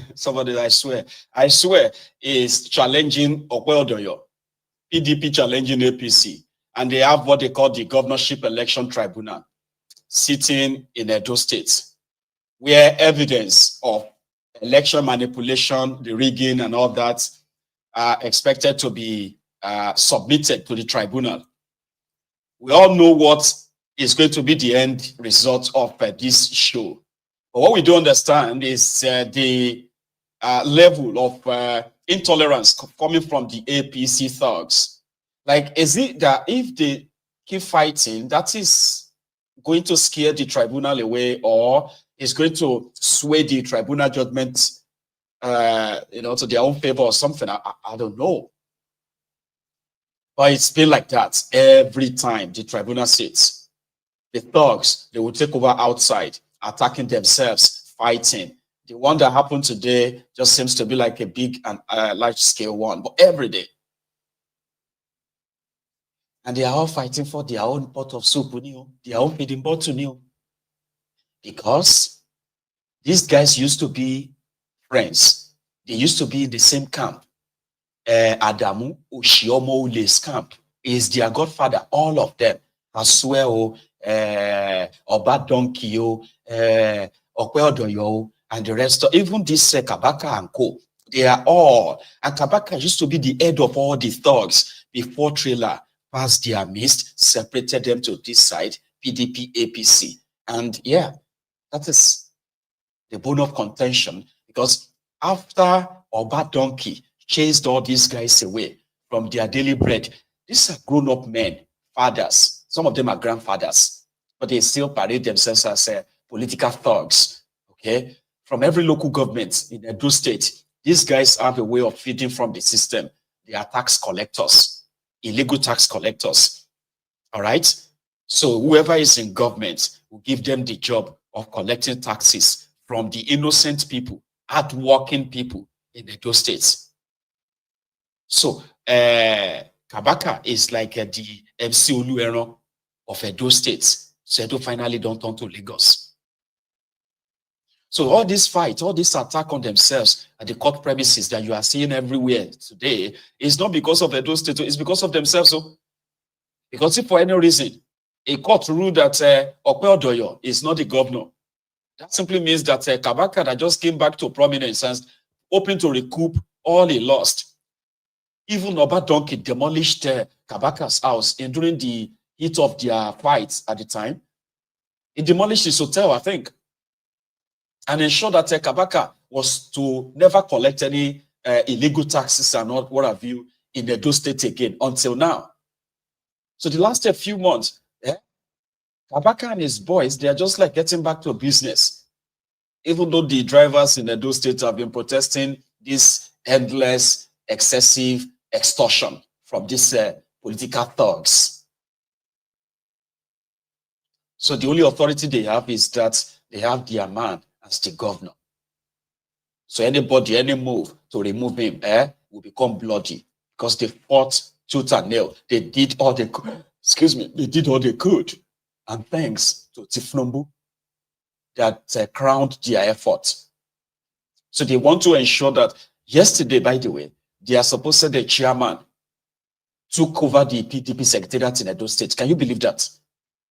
The chairman of another party, a ruling party, took over the opposition secretariat in Benin City. He took it over and said it's not living. Yeah. That guy did that. The same guy that said, if anybody does not like Otedola, Monday Otedola as their governor, they should leave Edo State, or else they will kill you. We'll kill you. You don't leave Edo State for us. He took over the party secretariat of PDP yesterday. The video is kind of like, it's branded, so I don't want to use that video because it's just about 1 minute, 15 seconds or so video, and I don't want to use that to ruin my 3 hours broadcast. So I didn't bring that to you. He said he's not leaving. Police were explaining to him that you can't do this, you can't be here. This is PDP. He said, no, this building, we got this building for APC. It was Oba Donkey that chased us out and turned it to PDP secretariat. Now we are back in power. We are taking over our secretariat. PDP no features well. Right now, it is the government of the thugs, by the thugs, for the thugs in Edo State. And I wish them what they wish themselves. Here is an eyewitness to what happened in their court today. This one is on the side of Asue, I believe. My people, now good evening. My name is Remain Good Log Sighting. I bring you an update for waiting happen for court today. So as I promised you yesterday, today now the 17th January of 2025.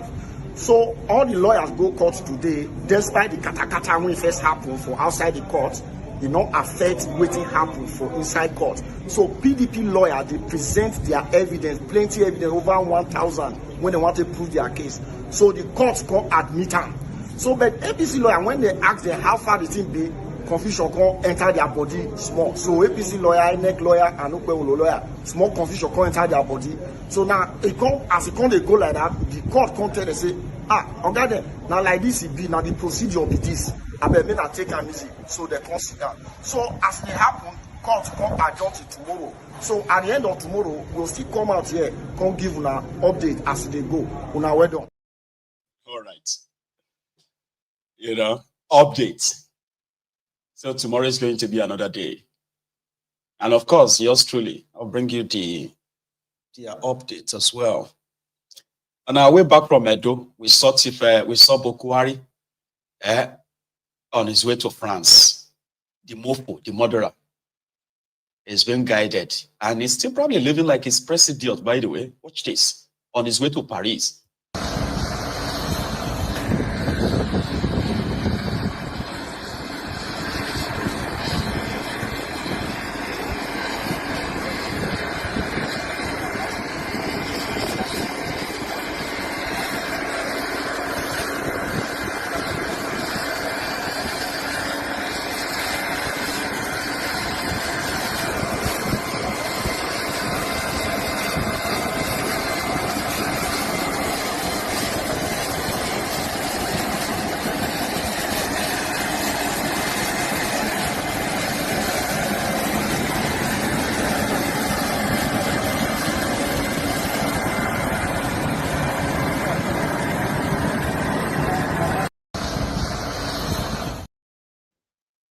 That is disabled. I don't even know what that guy that is always in the front. You know, that disabled guy. It's always like moving chairs and all of that. The guy is still with him. I think he's still on the payroll, but we don't know where Aisha Bokuwari, which is Aisha. When last did you hear from Aisha, by the way? The last time I heard about Aisha was when Aisha said Tifnubu used her and dumped her. Because after she was said to have convinced a lifeless mannequin, Bokuwari, to further down on the attempt of cutting off Tifnubu's ambition, she was paid about $10 million. That's what we heard. And then she was also assured that she would be very relevant, that Tifnubu always reward his friends. You know what I mean? But unfortunately for her, after the entire whole thing said and done, she was abandoned, right? Not only that, the Tifnubu's regime has revoked some lands they gave to her in Abuja, where the Wike has taken back the lands. They've also chased her brother, who is in charge of the Nigerian printing and minting press. Yeah, the supposed agency that is responsible for printing money for Nigeria. Her brother was in charge. So he's been sacked, replaced by another Yoruba man anyway. So that's just by the way. And she's said that she's said to have been ignored. Nobody picks her call anymore. You know, nobody really talks to her.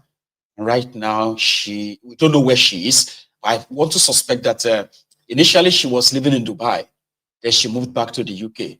I want to believe that she is living in the UK with her children.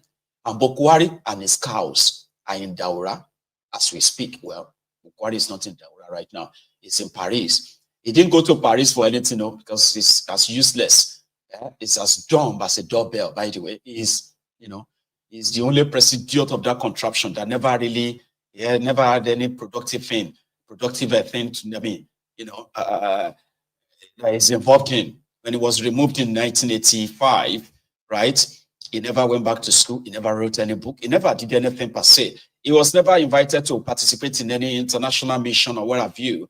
As somebody who has like a former head of state is as useless as the Nigerian economy that he destroyed for 80 years. So he lives up whatever they are giving to him right now, as well as what they have managed to loot from that contraption for 80 years that brought Nigeria to our knees today.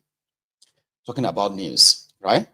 Last year, and I'm talking about last year, January, which is like a year ago, Devulumai was along Abuja-Kaduna-Kano Road. There's a road called Abuja-Kaduna-Kano Road, okay, in northern part of Nigeria. See, this road, according to those who have been on it, is one of the worst roads after Benin-Sapele, Benin-Wari-Sapele Road in Nigeria is also one of the worst. So Devulumai went to this portion of the road. It was there a year ago.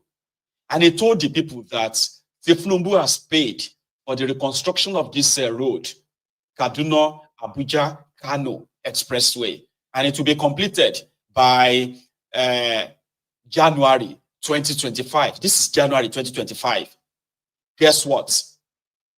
The misinformation minister, Idris, was there today, a year after Devulumai. He was there today with Devulumai to tell the people that Devulumai has awarded the road contract to Julius Baja. And the road will be completed in 14 months. 14 months means February 2026, not 2025 anymore. And these northerners, they are having a feast. Oh, this is a lie. This is a scam. Welcome to the party. Listen to Idris. What we want Nigerians to know, especially the road users here, is to let them know that Mr. President is extremely determined to see to the completion of this construction of this road. And it is actually embarrassing that at this point we are still talking about the Mr. President has insisted that this work must be completed. And you can see all the processes that the Ministry of Works has gone through. You know, at every turn, with all the frustration, especially with all the bottlenecks put in place by Mr. Julius Baja to see to the completion of this road. The ministry, under the able leadership of the minister, is determined to do that. And at every turn, in order to also show transparency, Julius Baja was never left out of the equation. You can see when he was reading his speech, even after the road is terminated, Julius Baja is still being invited to come and bid for this road. So Julius Baja didn't respond, and they cannot hold the country to ransom. Nigeria needs this road. People flying this road need this road. The president is determined that this road must be completed at a record time. We do not have the luxury of waiting another 3 years for this road to be constructed. The Honorable Minister has said they have set for themselves a target of 14 months or thereabouts to complete this road. And you can see the passion, the enthusiasm, the kind of determination that all of them have. And we do believe that all of them are working the way they are doing. They will complete this work in record time. Now, what I want to say is that for those who are politicizing this road, please keep politics aside. This road is there to be constructed. President Bola Ahmed Tinubu is determined that this major artery linking the federal capital down to Kano and to other states towards the north will have this road constructed. And like he has said, like the Permanent Secretary also said, the quality of this road is going to uplift all of us here, hopefully. All of us. So you can see that there is no short change here. There is serious determination. This road is in progress. Nothing is going to stop it. The security situation is being arranged so that it does not hamper whatever is here. Nuisance, Lele. You know, that's the nuisance. All right? You need to believe. You need to, you believe them at your own, peril. Yeah, I mean, you on your own, right? Oh, man. Our time is also fast coming to an end, and I intend to take calls this evening, okay, because I've not done that in a while. But before we get to that, let's go to Lagos. Sele Ilasa in Lagos, another part of the mega city of Lagos. That's Wahabi Wole Wole will take us to this evening. Let's go on a tour. Let's go fishing.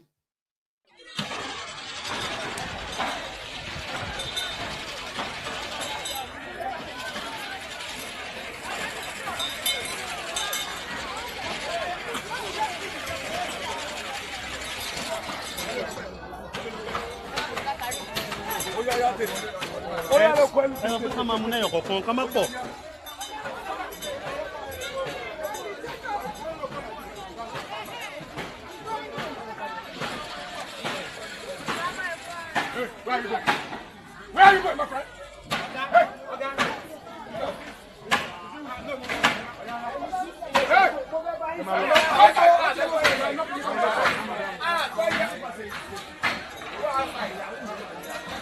I will. And you see me. I'll break my head. I'll break my head. I'll break my head.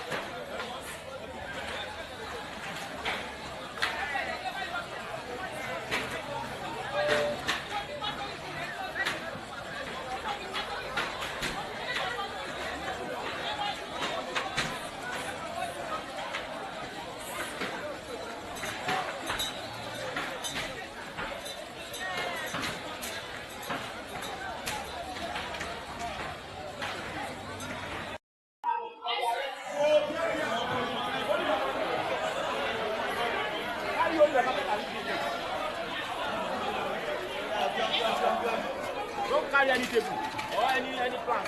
Your market alone.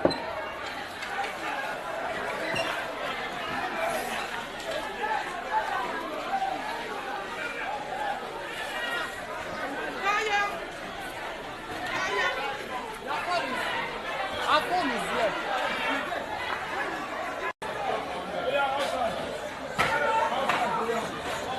Emma Joya.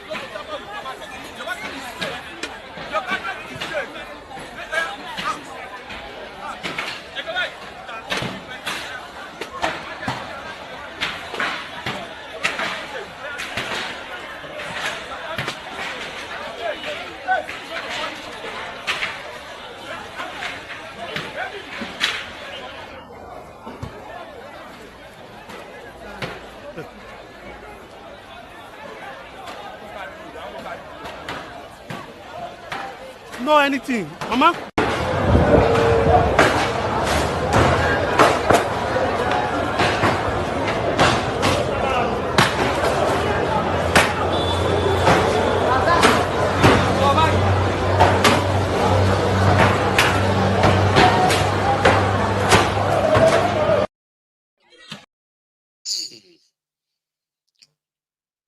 Beyond all the shiny facade that they put up, for those of you who are traveling through Lagos or you're passing through the, when you're coming from Julius Baja, and then you are moving straight to past Alausa, and you are then going to maybe Anowuru, or you are going to Lagos Island through the Third Mainland Bridge, or you choose to pass through Ojota and you start going through the Ikorodu Road, and you are going down straight to Onikba and Surulere, and then straight to the island as well. Away from that shiny stuff they put up there. And to those of you who are from there to the island, going to Ikoyi, VI, and other places, you need to take your time and go into the interior and see the shithole called the Mega Shitty. 25 years of Tifnubu and his gang running and ruining that contraption called Lagos. Take your time. The city with no, with no sewage system, the city with no public drinking water, no public water, the city with, God damn it, the 80 to 90% of the poorest roads you can find anywhere in the world. That's Lagos. So Wahabi Wole Wole is doing his best.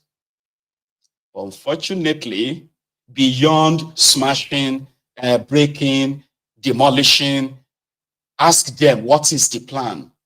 Because there must be a plan. There is none. They just want to see if they can reduce the eyesore. I see so, kind of. Anyway, brethren, we are going to take calls. But there's something I want to say. You see, on Mayegun's Diary Political, I am happy for the kind of reputation I have built for myself. And I would be very happy if anyone on this platform, right, has their own suspicion of any wrongdoing of Mayegun, that you should say them than to be projecting. See, the section of phone calls on Mayegun's Diary Political is proudly sponsored by the Ya Rasulullah's digital, right? A digital, we use digital here because it's like an online, business training platform. And yesterday when I said something about, the opportunity for those who might want to get onto this training and possibly own their own personal business, if you are looking for any legitimate source of income, then I added, I said, this is not an MMM, in the sense that this is not a get-rich-quick sort of a scheme. Somebody commented, I kind of gladly removed the person anyway, and said, if it sounded like MMM, it is MMM.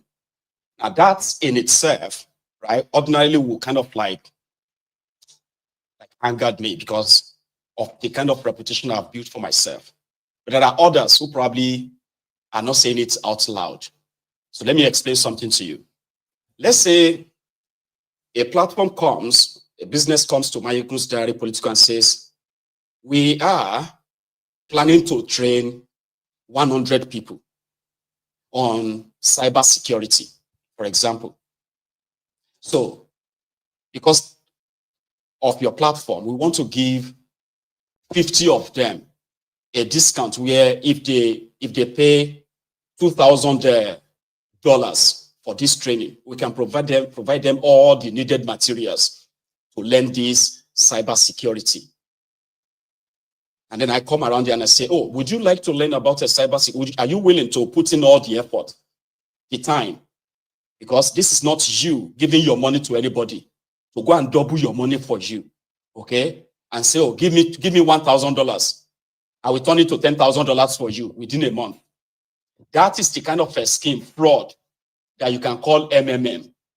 Repeatedly on Mayegun's Diary Political, I said, if you are willing to learn anything new, if you are willing to own your own personal business, there is a platform that can actually train you on that. Not only that, you can just kind of like start yours, but teach you how to go about it, how to own it. And it's going to cost you $149 to actually secure a space. How is that MMM?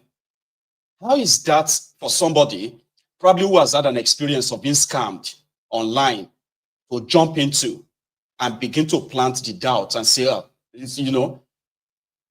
I said, if you are willing to earn a legitimate, income for yourself, if you have the time, if you are ready to be trained, if you are ready, nobody's going to do it for you. All it takes is like you buying that slot. And if you feel like it is not for you, after getting through it and you're like, I don't think this is for me. You have the option of opting out, cancel it, get your money back, and you don't have to go further. So why should anyone, for any reason, come onto my platform and begin to sort of pass or project whatever life you are currently living, wherever you are? Normally, this is not for everyone. You see, it is not every opportunity that is for everyone. It is only for those who wanted to actually give it a shot. So if I say, do you want to learn cyber security? Or do you want to learn so and so? And you say, no, I'm all right. Oh, yes, I want to. I wouldn't mind to check that out. So what else do you need to be told? That you will be in control of whatever choice you make. I am just I am just a vessel, right?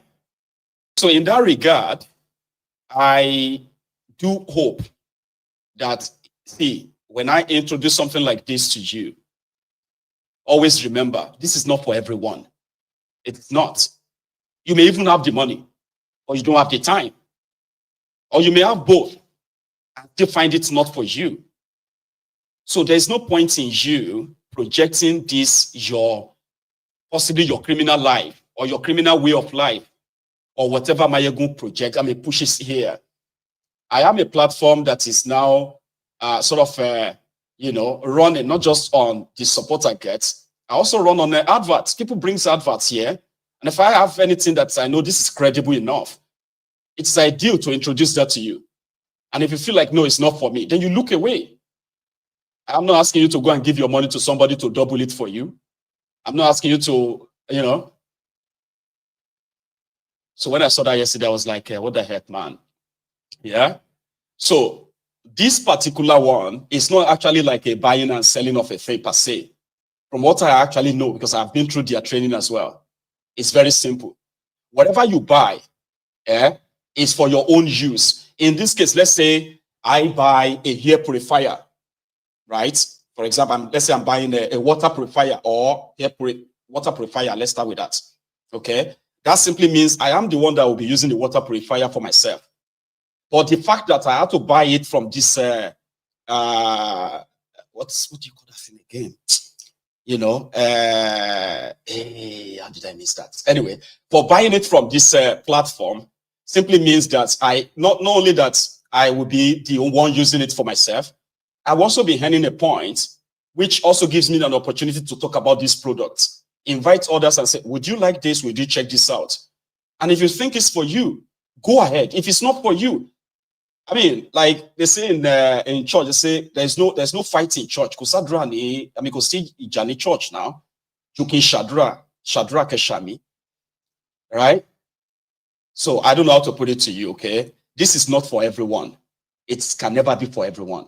But if you are looking for any legitimate means of owning your own online digital business in a way, there are those who can train you for that. And all it's going to cost you is $149, a refundable $149. So if you think it's not for you, cancel it, get your money back. What do you have to lose? What do you have to lose? On this platform, we've had people who have actually signed up, going through their own training. And I'm looking forward to their own success story someday. Because you must be willing to actually really invest your time. Nobody's going to do it for you. Anyway, this is it again, okay? If you want to check them out, take a look at this barcode on your screen. Use your own phone, the camera of your phone. Scan this. Read about it. Sign up if you want to. Check it out. And if you don't want to, there's no harm in trying. Is there? Anyway, I'm going to be back in a minute or two, okay? So if you are still with us, remember, like the broadcast if you haven't already. Share it as well if you haven't as well. So when I come back, I will take calls. Hopefully the line will work, okay? Don't go anywhere.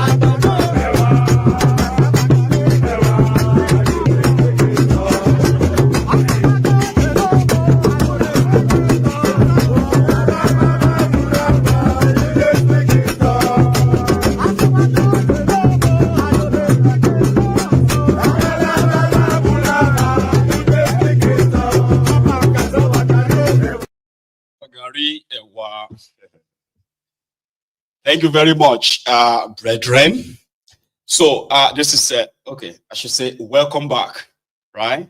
And thank you so much for still being there. Ordinarily, I don't know if I'm pretty much like exhausted as we speak, okay? But I think I can still take a few calls. So last year, or should I say in December, which is last month, right? So we started a fundraiser where we intended to do what is called the Family Support Program through the Yoruba Union on this platform. I have not, so should I say that hasn't really turned out as expected. Our intention was to raise at least 20 million naira to help at least 1,500 family, 1,500 household was our plan.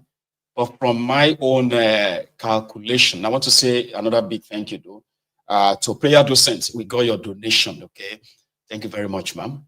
And to everyone else who reached out to us, we are grateful. So from my understanding, it seemed that sadly, we've only been able to raise a paltry, I think 1.1 or 1.2 million naira. You know, that's so far below our projection. So I haven't been in touch with Princess as well as the other leaders or leadership of the Yoruba Union to decide on what is going to be next. I know that within ourselves we can pull like about 5 million or so naira, but with the inflation in that contraption today, that too is still going to be pretty much inadequate. So we are now possibly going to have to extend the fundraiser beyond January, okay, until we have something substantial, to really go ahead with this project. And if we can't, we would probably have to use whatever we get then, okay, for whatever we think we can do as alternative, okay. So I'm going to be in the US next month, and also after February, I intend to return to the US again, maybe 2-3 months after that, on what is believed to be the official tour of US. And this time around, it is going to be on behalf of the Yoruba Union. So we will put together, a kind of a tour that is likely going to be, I don't know yet, so I'm just projecting, maybe May 2025, or that will be after next month, okay? So we will try to see if we can, physically raise funds for the Yoruba Union projects in America. And then maybe in Canada too. Give me a sec. So maybe in Canada too. And then from there, so the points I'm trying to make now is that this year, I will make myself very much available for the cause of the Yoruba Union all over the place. So if you think we can do something together in this regard, okay, I would be very much available. And this will be announced at the appropriate time. So from the US to Canada, from Canada maybe to Australia, I'm working around all of that. So, and even if we can cover all of that this year, because that is also going to be like a cost effective as well. It's not going to be cheap. But yeah, if you think you can be part of this wonderful project where we can physically talk about what our people are facing back in that contraption and how can we be of help? How can you be of help, right? So I am pushing that to you. But in February, I am making that one about the Templars on Mayegun's Diary Politico. Yes, I've got 2 engagements booked, and there's going to be like a 15 days stay in America. So therefore, we have maybe extra 10, 12 days for other engagements. So you can put in, I will share the details of the people you can speak to. If you think, yeah, we can possibly do 1 or 2 things. while I'm there. I want to kind of feel, you know, like Mayeko coming to America, they say. Here's my first caller. Hello. Yes, Mr. Mazi, how are you? I am very well, sir. How are you? Oh, okay, I'm good. Happy New Year to you and your family. Mr. Mazi, I heard, yes, I heard what you are saying. Please, anything that you can be able to throw on my territory regarding to the job, because I heard what you are saying now. Yes, please just assist me because I'm in South Africa, you know. Right. As long as it's a genuine thing, please just try to see where you can assist me. That's why I said that. Yes. You see, I have done my own background check on all of that, and I realized that Yes, sir. if you are somebody who wants to, you know, if you are somebody who wants Yes. to try anything new, if you're somebody who wants to kind of learn something new, and in the process, right, Yes. invest your time, Yes. invest your resources, and all of that stuff, you are going to. It's the black and white thing. If you feel like My brother, I'm from Nigeria. No, I don't think this is for me. Yes. You have nothing to lose. You get what I mean? Yes, I'm a Nigerian. I'm an Go on. and I'm an Igbo person. Anything that you know that you can if assist somebody your wants to brother be with. you prank, Abi? Yes, yes. If anything that you know that you can help me, or anything that comes into your territory that can be able to assist an Igbo person or a Nigerian, please just send it to me. Please, I'm I'm gonna be highly welcome because I know your level. I know that you normally do some checkings before you start putting. Yes, before you start putting anything, because of your name is going to be at stake. You see. So anything that you can do for me, do it for me. That's one of them. It's you see, there are if I found myself, right, I've been approached, and there are a few things that I've actually rejected that I never brought to the people here, because to me it's like no, yes. I don't think I can stand with that, right? But when it comes to this particular one, I was like, you know, if I pay $149, okay, and I feel like this is not for me, what happened to my money? Well, you get your money back. And that's exactly what happened to me. You know what? I had to actually really subscribe myself. And then because I wanted to learn it, I want to know what this whole thing is all about. So when I figured it out, I was like, okay, now I do. Now I want my money back. All I did was just to cancel it within a month. And I got my entire $149 back. So if I wanted to take it any further, right, then the $149 pay for that tutorial, pay for all the materials and the rest of that. It's as simple as that, man. But yeah, I will let you know. Thanks. All right. Thank you so much. Yes, that is true. And again, you see that song that those guys who are playing drums, you know, I have been trying to see how can I get. If you know how you're going to send it to me via WhatsApp. I mean, the guys who were playing drums, you know, I love that song so much. No, tell me which one. The guys, I've got a lot of people who are playing all that kind of thing. Just sing part of it. The Yoruba guys, immediately when you finish talking about this, there was a guys who were playing drums, you know, in a background. You mean? Yes, Oh, you mean I need that song. Cassava Gari, Ewa. Yes, yes. Oh, I love it. I'll look for it. I love it. I love it. I'll send that to please. Let me. Yes, even if I can just get them on Google, sir. Right. Okay. I'll try and get that across to you. Bless you. Okay, sir. Have a good one, man. Okay? God bless you, sir. You too. Oh, God bless you, sir. Amen. You too. Now that's brilliant. So, like I said, okay, we are all meant to be adults. If you are not looking for get rich quick, now if you are looking for what do they call that thing? Crypto, get rich quick, all this ideology, I do not involve myself in anything I don't understand.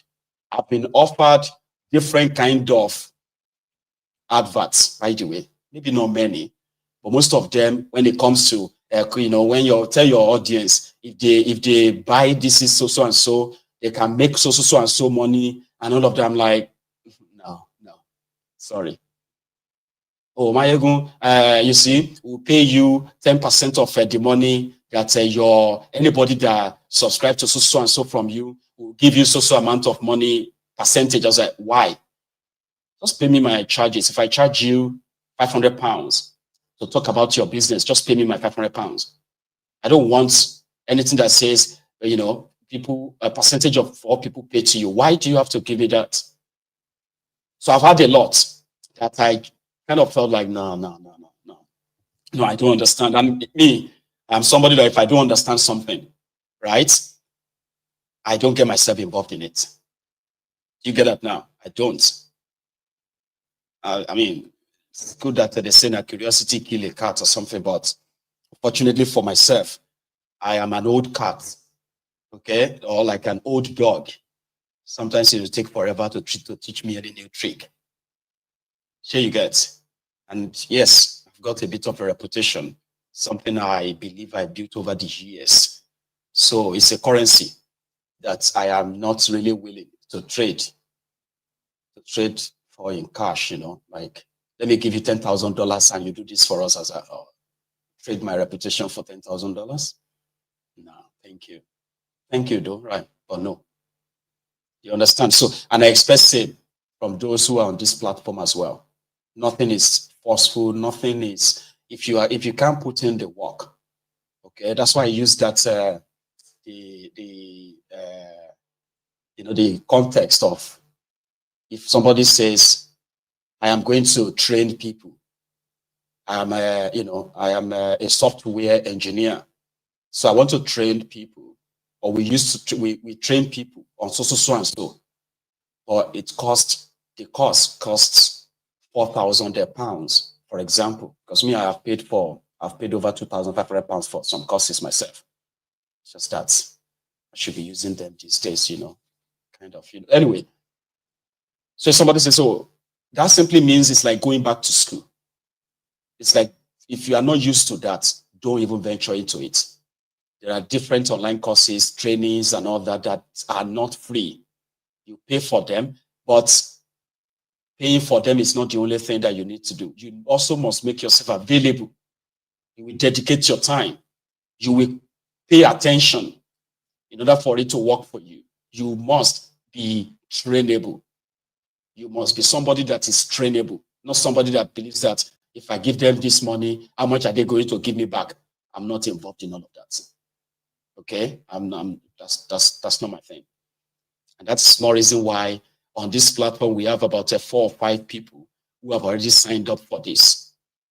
In this case, you have people that will be assigned to you. It's more or less like your own tutor. Your own tutor. So once you get the material sent to you to your own emails, and you have some of the videos you have to watch, some of the readings you have to do, they also have tutor that will be calling and checking on your improvements, your growth. People you can ask questions, anything that is not clear to you. It's like a training thing. In fact, it is a training. So when you finally finished your training, right, maybe you can then possibly be able to handle and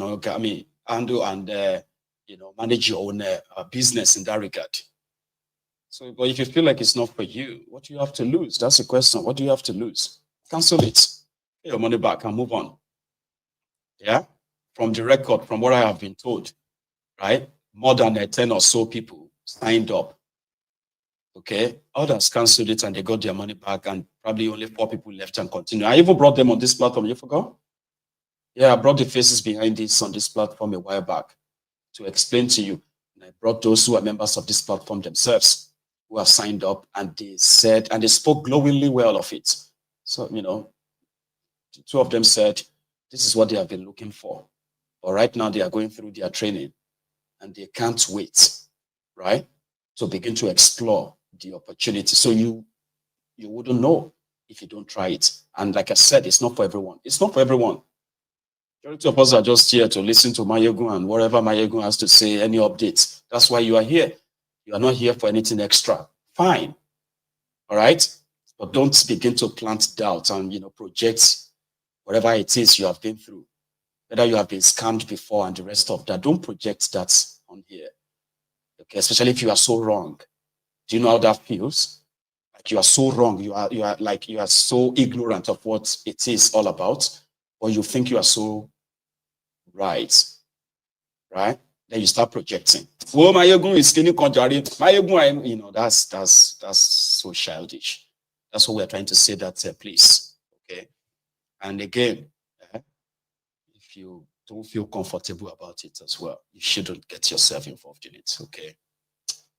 Meanwhile, I don't know. I think I'm having this. Because part of what I'm feeling is that I'm having this body ache a bit, temperature, back and forth. running nose, and slight headache as well. So I don't know. I think I'm feeling it right now. So I'm just going to call it quits. I'm sorry. I've got a caller hanging in there. So there's no point in taking it, okay? I'm going to see you again when I see you. So until then, if you joined us late, remember, you can watch this from the start.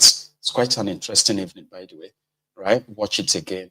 And if you have been with me all evening, remember, as you are leaving this evening, or this moment, make sure you like and share the broadcast as well, okay? I'm going to see you again. Until then, good night to you.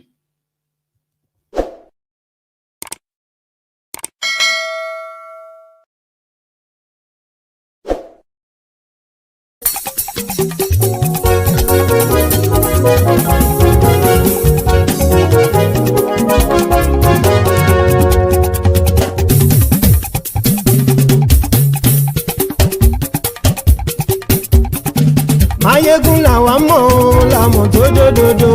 Mayegun dayari Nayibi number one. Mayegun làwa mọ̀ làmọ̀ tó dòdòdò. Mayegun dayari Nayibi number one. Mayegun ti dé o ọ̀rẹ́ ara ìlú. Mayegun dayari Nayibi number one. Lórí Facebook, lórí YouTube. Mayegun dayari Nayibi number one. Gbogbo bó ṣe ń lọ ni Mayegun já wa sí. Mayegun dayari Nayibi number one. Àṣírí ọ̀jẹ̀lú kì í bò níbẹ̀ o. Mayegun dayari Nayibi number one. Bó bá ṣe eré àní Mayegun máa wí. Mayegun dayari Nayibi number one. Ó sì tún ṣe eré wàá gbọ́ níbẹ̀ o. Mayegun dayari Nayibi number one. Mayegun dayari politico. Mayegun dayari Nayibi number one. Godfatherism kò sí lọ́rọ̀ Mayegun. Mayegun dayari Nayibi number one. Ẹ farabalẹ̀ sẹ́ o kẹgọ́rọ̀ lẹ́nu o. Mayegun dayari Nayibi number one. Àní Mayegun làwa mọ̀ tó dòdòdò. Mayegun dayari Nayibi number one.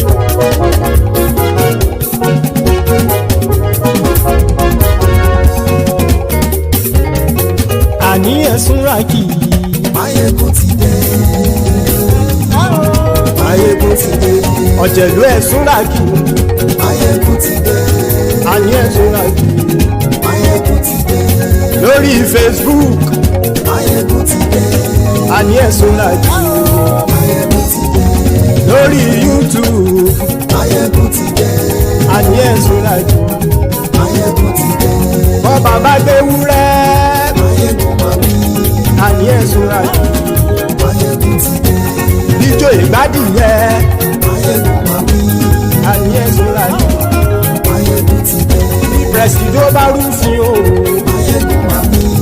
Àní ẹ̀sùn ràjò. Mayegun ti dé. Gómìnà kówó jẹ. Mayegun máa wí. Àní ẹ̀sùn ràjò. Mayegun ti dé. Ọlọ́pàá ti ń darí bá. Mayegun máa wí. Àní ẹ̀sùn ràjò. Mayegun ti dé. Aṣòfin tí ń rúfin o.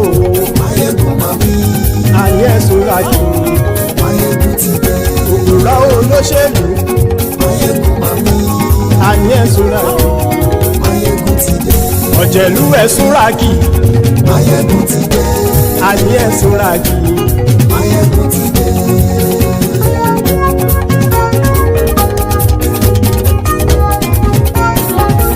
Mayegun ti dé. Gbogbo ọ̀jẹ̀lú ẹ̀sùn ràkì. Mayegun ti dé. Gbogbo ọ̀jẹ̀lú ẹ̀sùn ràkì. Ṣùgbọ́n ní bá ti ṣe èyí tó yẹ kí wọ́n ṣe, ọmọ bá dèrò ní fi wọ́n níran o. Mayegun ti dé. Gbogbo ọ̀jẹ̀lú ẹ̀sùn ràkì. Mayegun ti dé. Gbogbo ọ̀jẹ̀lú ẹ̀sùn ràkì. Ṣùgbọ́n ní bá ti ṣe yìí tó yẹ kí wọ́n ṣe, ọmọ bá dẹ́rọ̀ ò ní fi wọ́n níran. wọ́n fowó bẹ́ẹ̀ o Máyégún ó sọ pé wọ́n ò bẹ́ẹ̀ wọ́n fowó bẹ́ẹ̀ Máyégún ó sọ pé wọ́n ò bẹ́ẹ̀ oníkanṣá ti ṣe èyí tó yẹ kí wọ́n ṣe fáwọn ará ìlú tó gbé wọn débẹ̀ o àyè. Máyégún ti dé gbogbo ọ̀jẹ̀lú ẹ̀ súnra kì. Máyégún ti dé gbogbo ọ̀jẹ̀lú ẹ̀ súnra kì. ṣùgbọ́n ní bá ti ṣe yìí tó yẹ kí wọ́n ṣe ọmọ bá dẹ́rọ̀ ò ní fi wọ́n níran. Kì máa yí ṣe eré ọ̀rọ̀ yìí kì í ṣe ẹ̀fẹ̀. Kì máa yí ṣe eré ọ̀rọ̀ yìí kì í ṣe ẹ̀fẹ̀. Ẹni bá ti lè lẹ́bọ̀ lẹ́rù o ọmọ bá dèrò kàṣà ìtú wọn síta.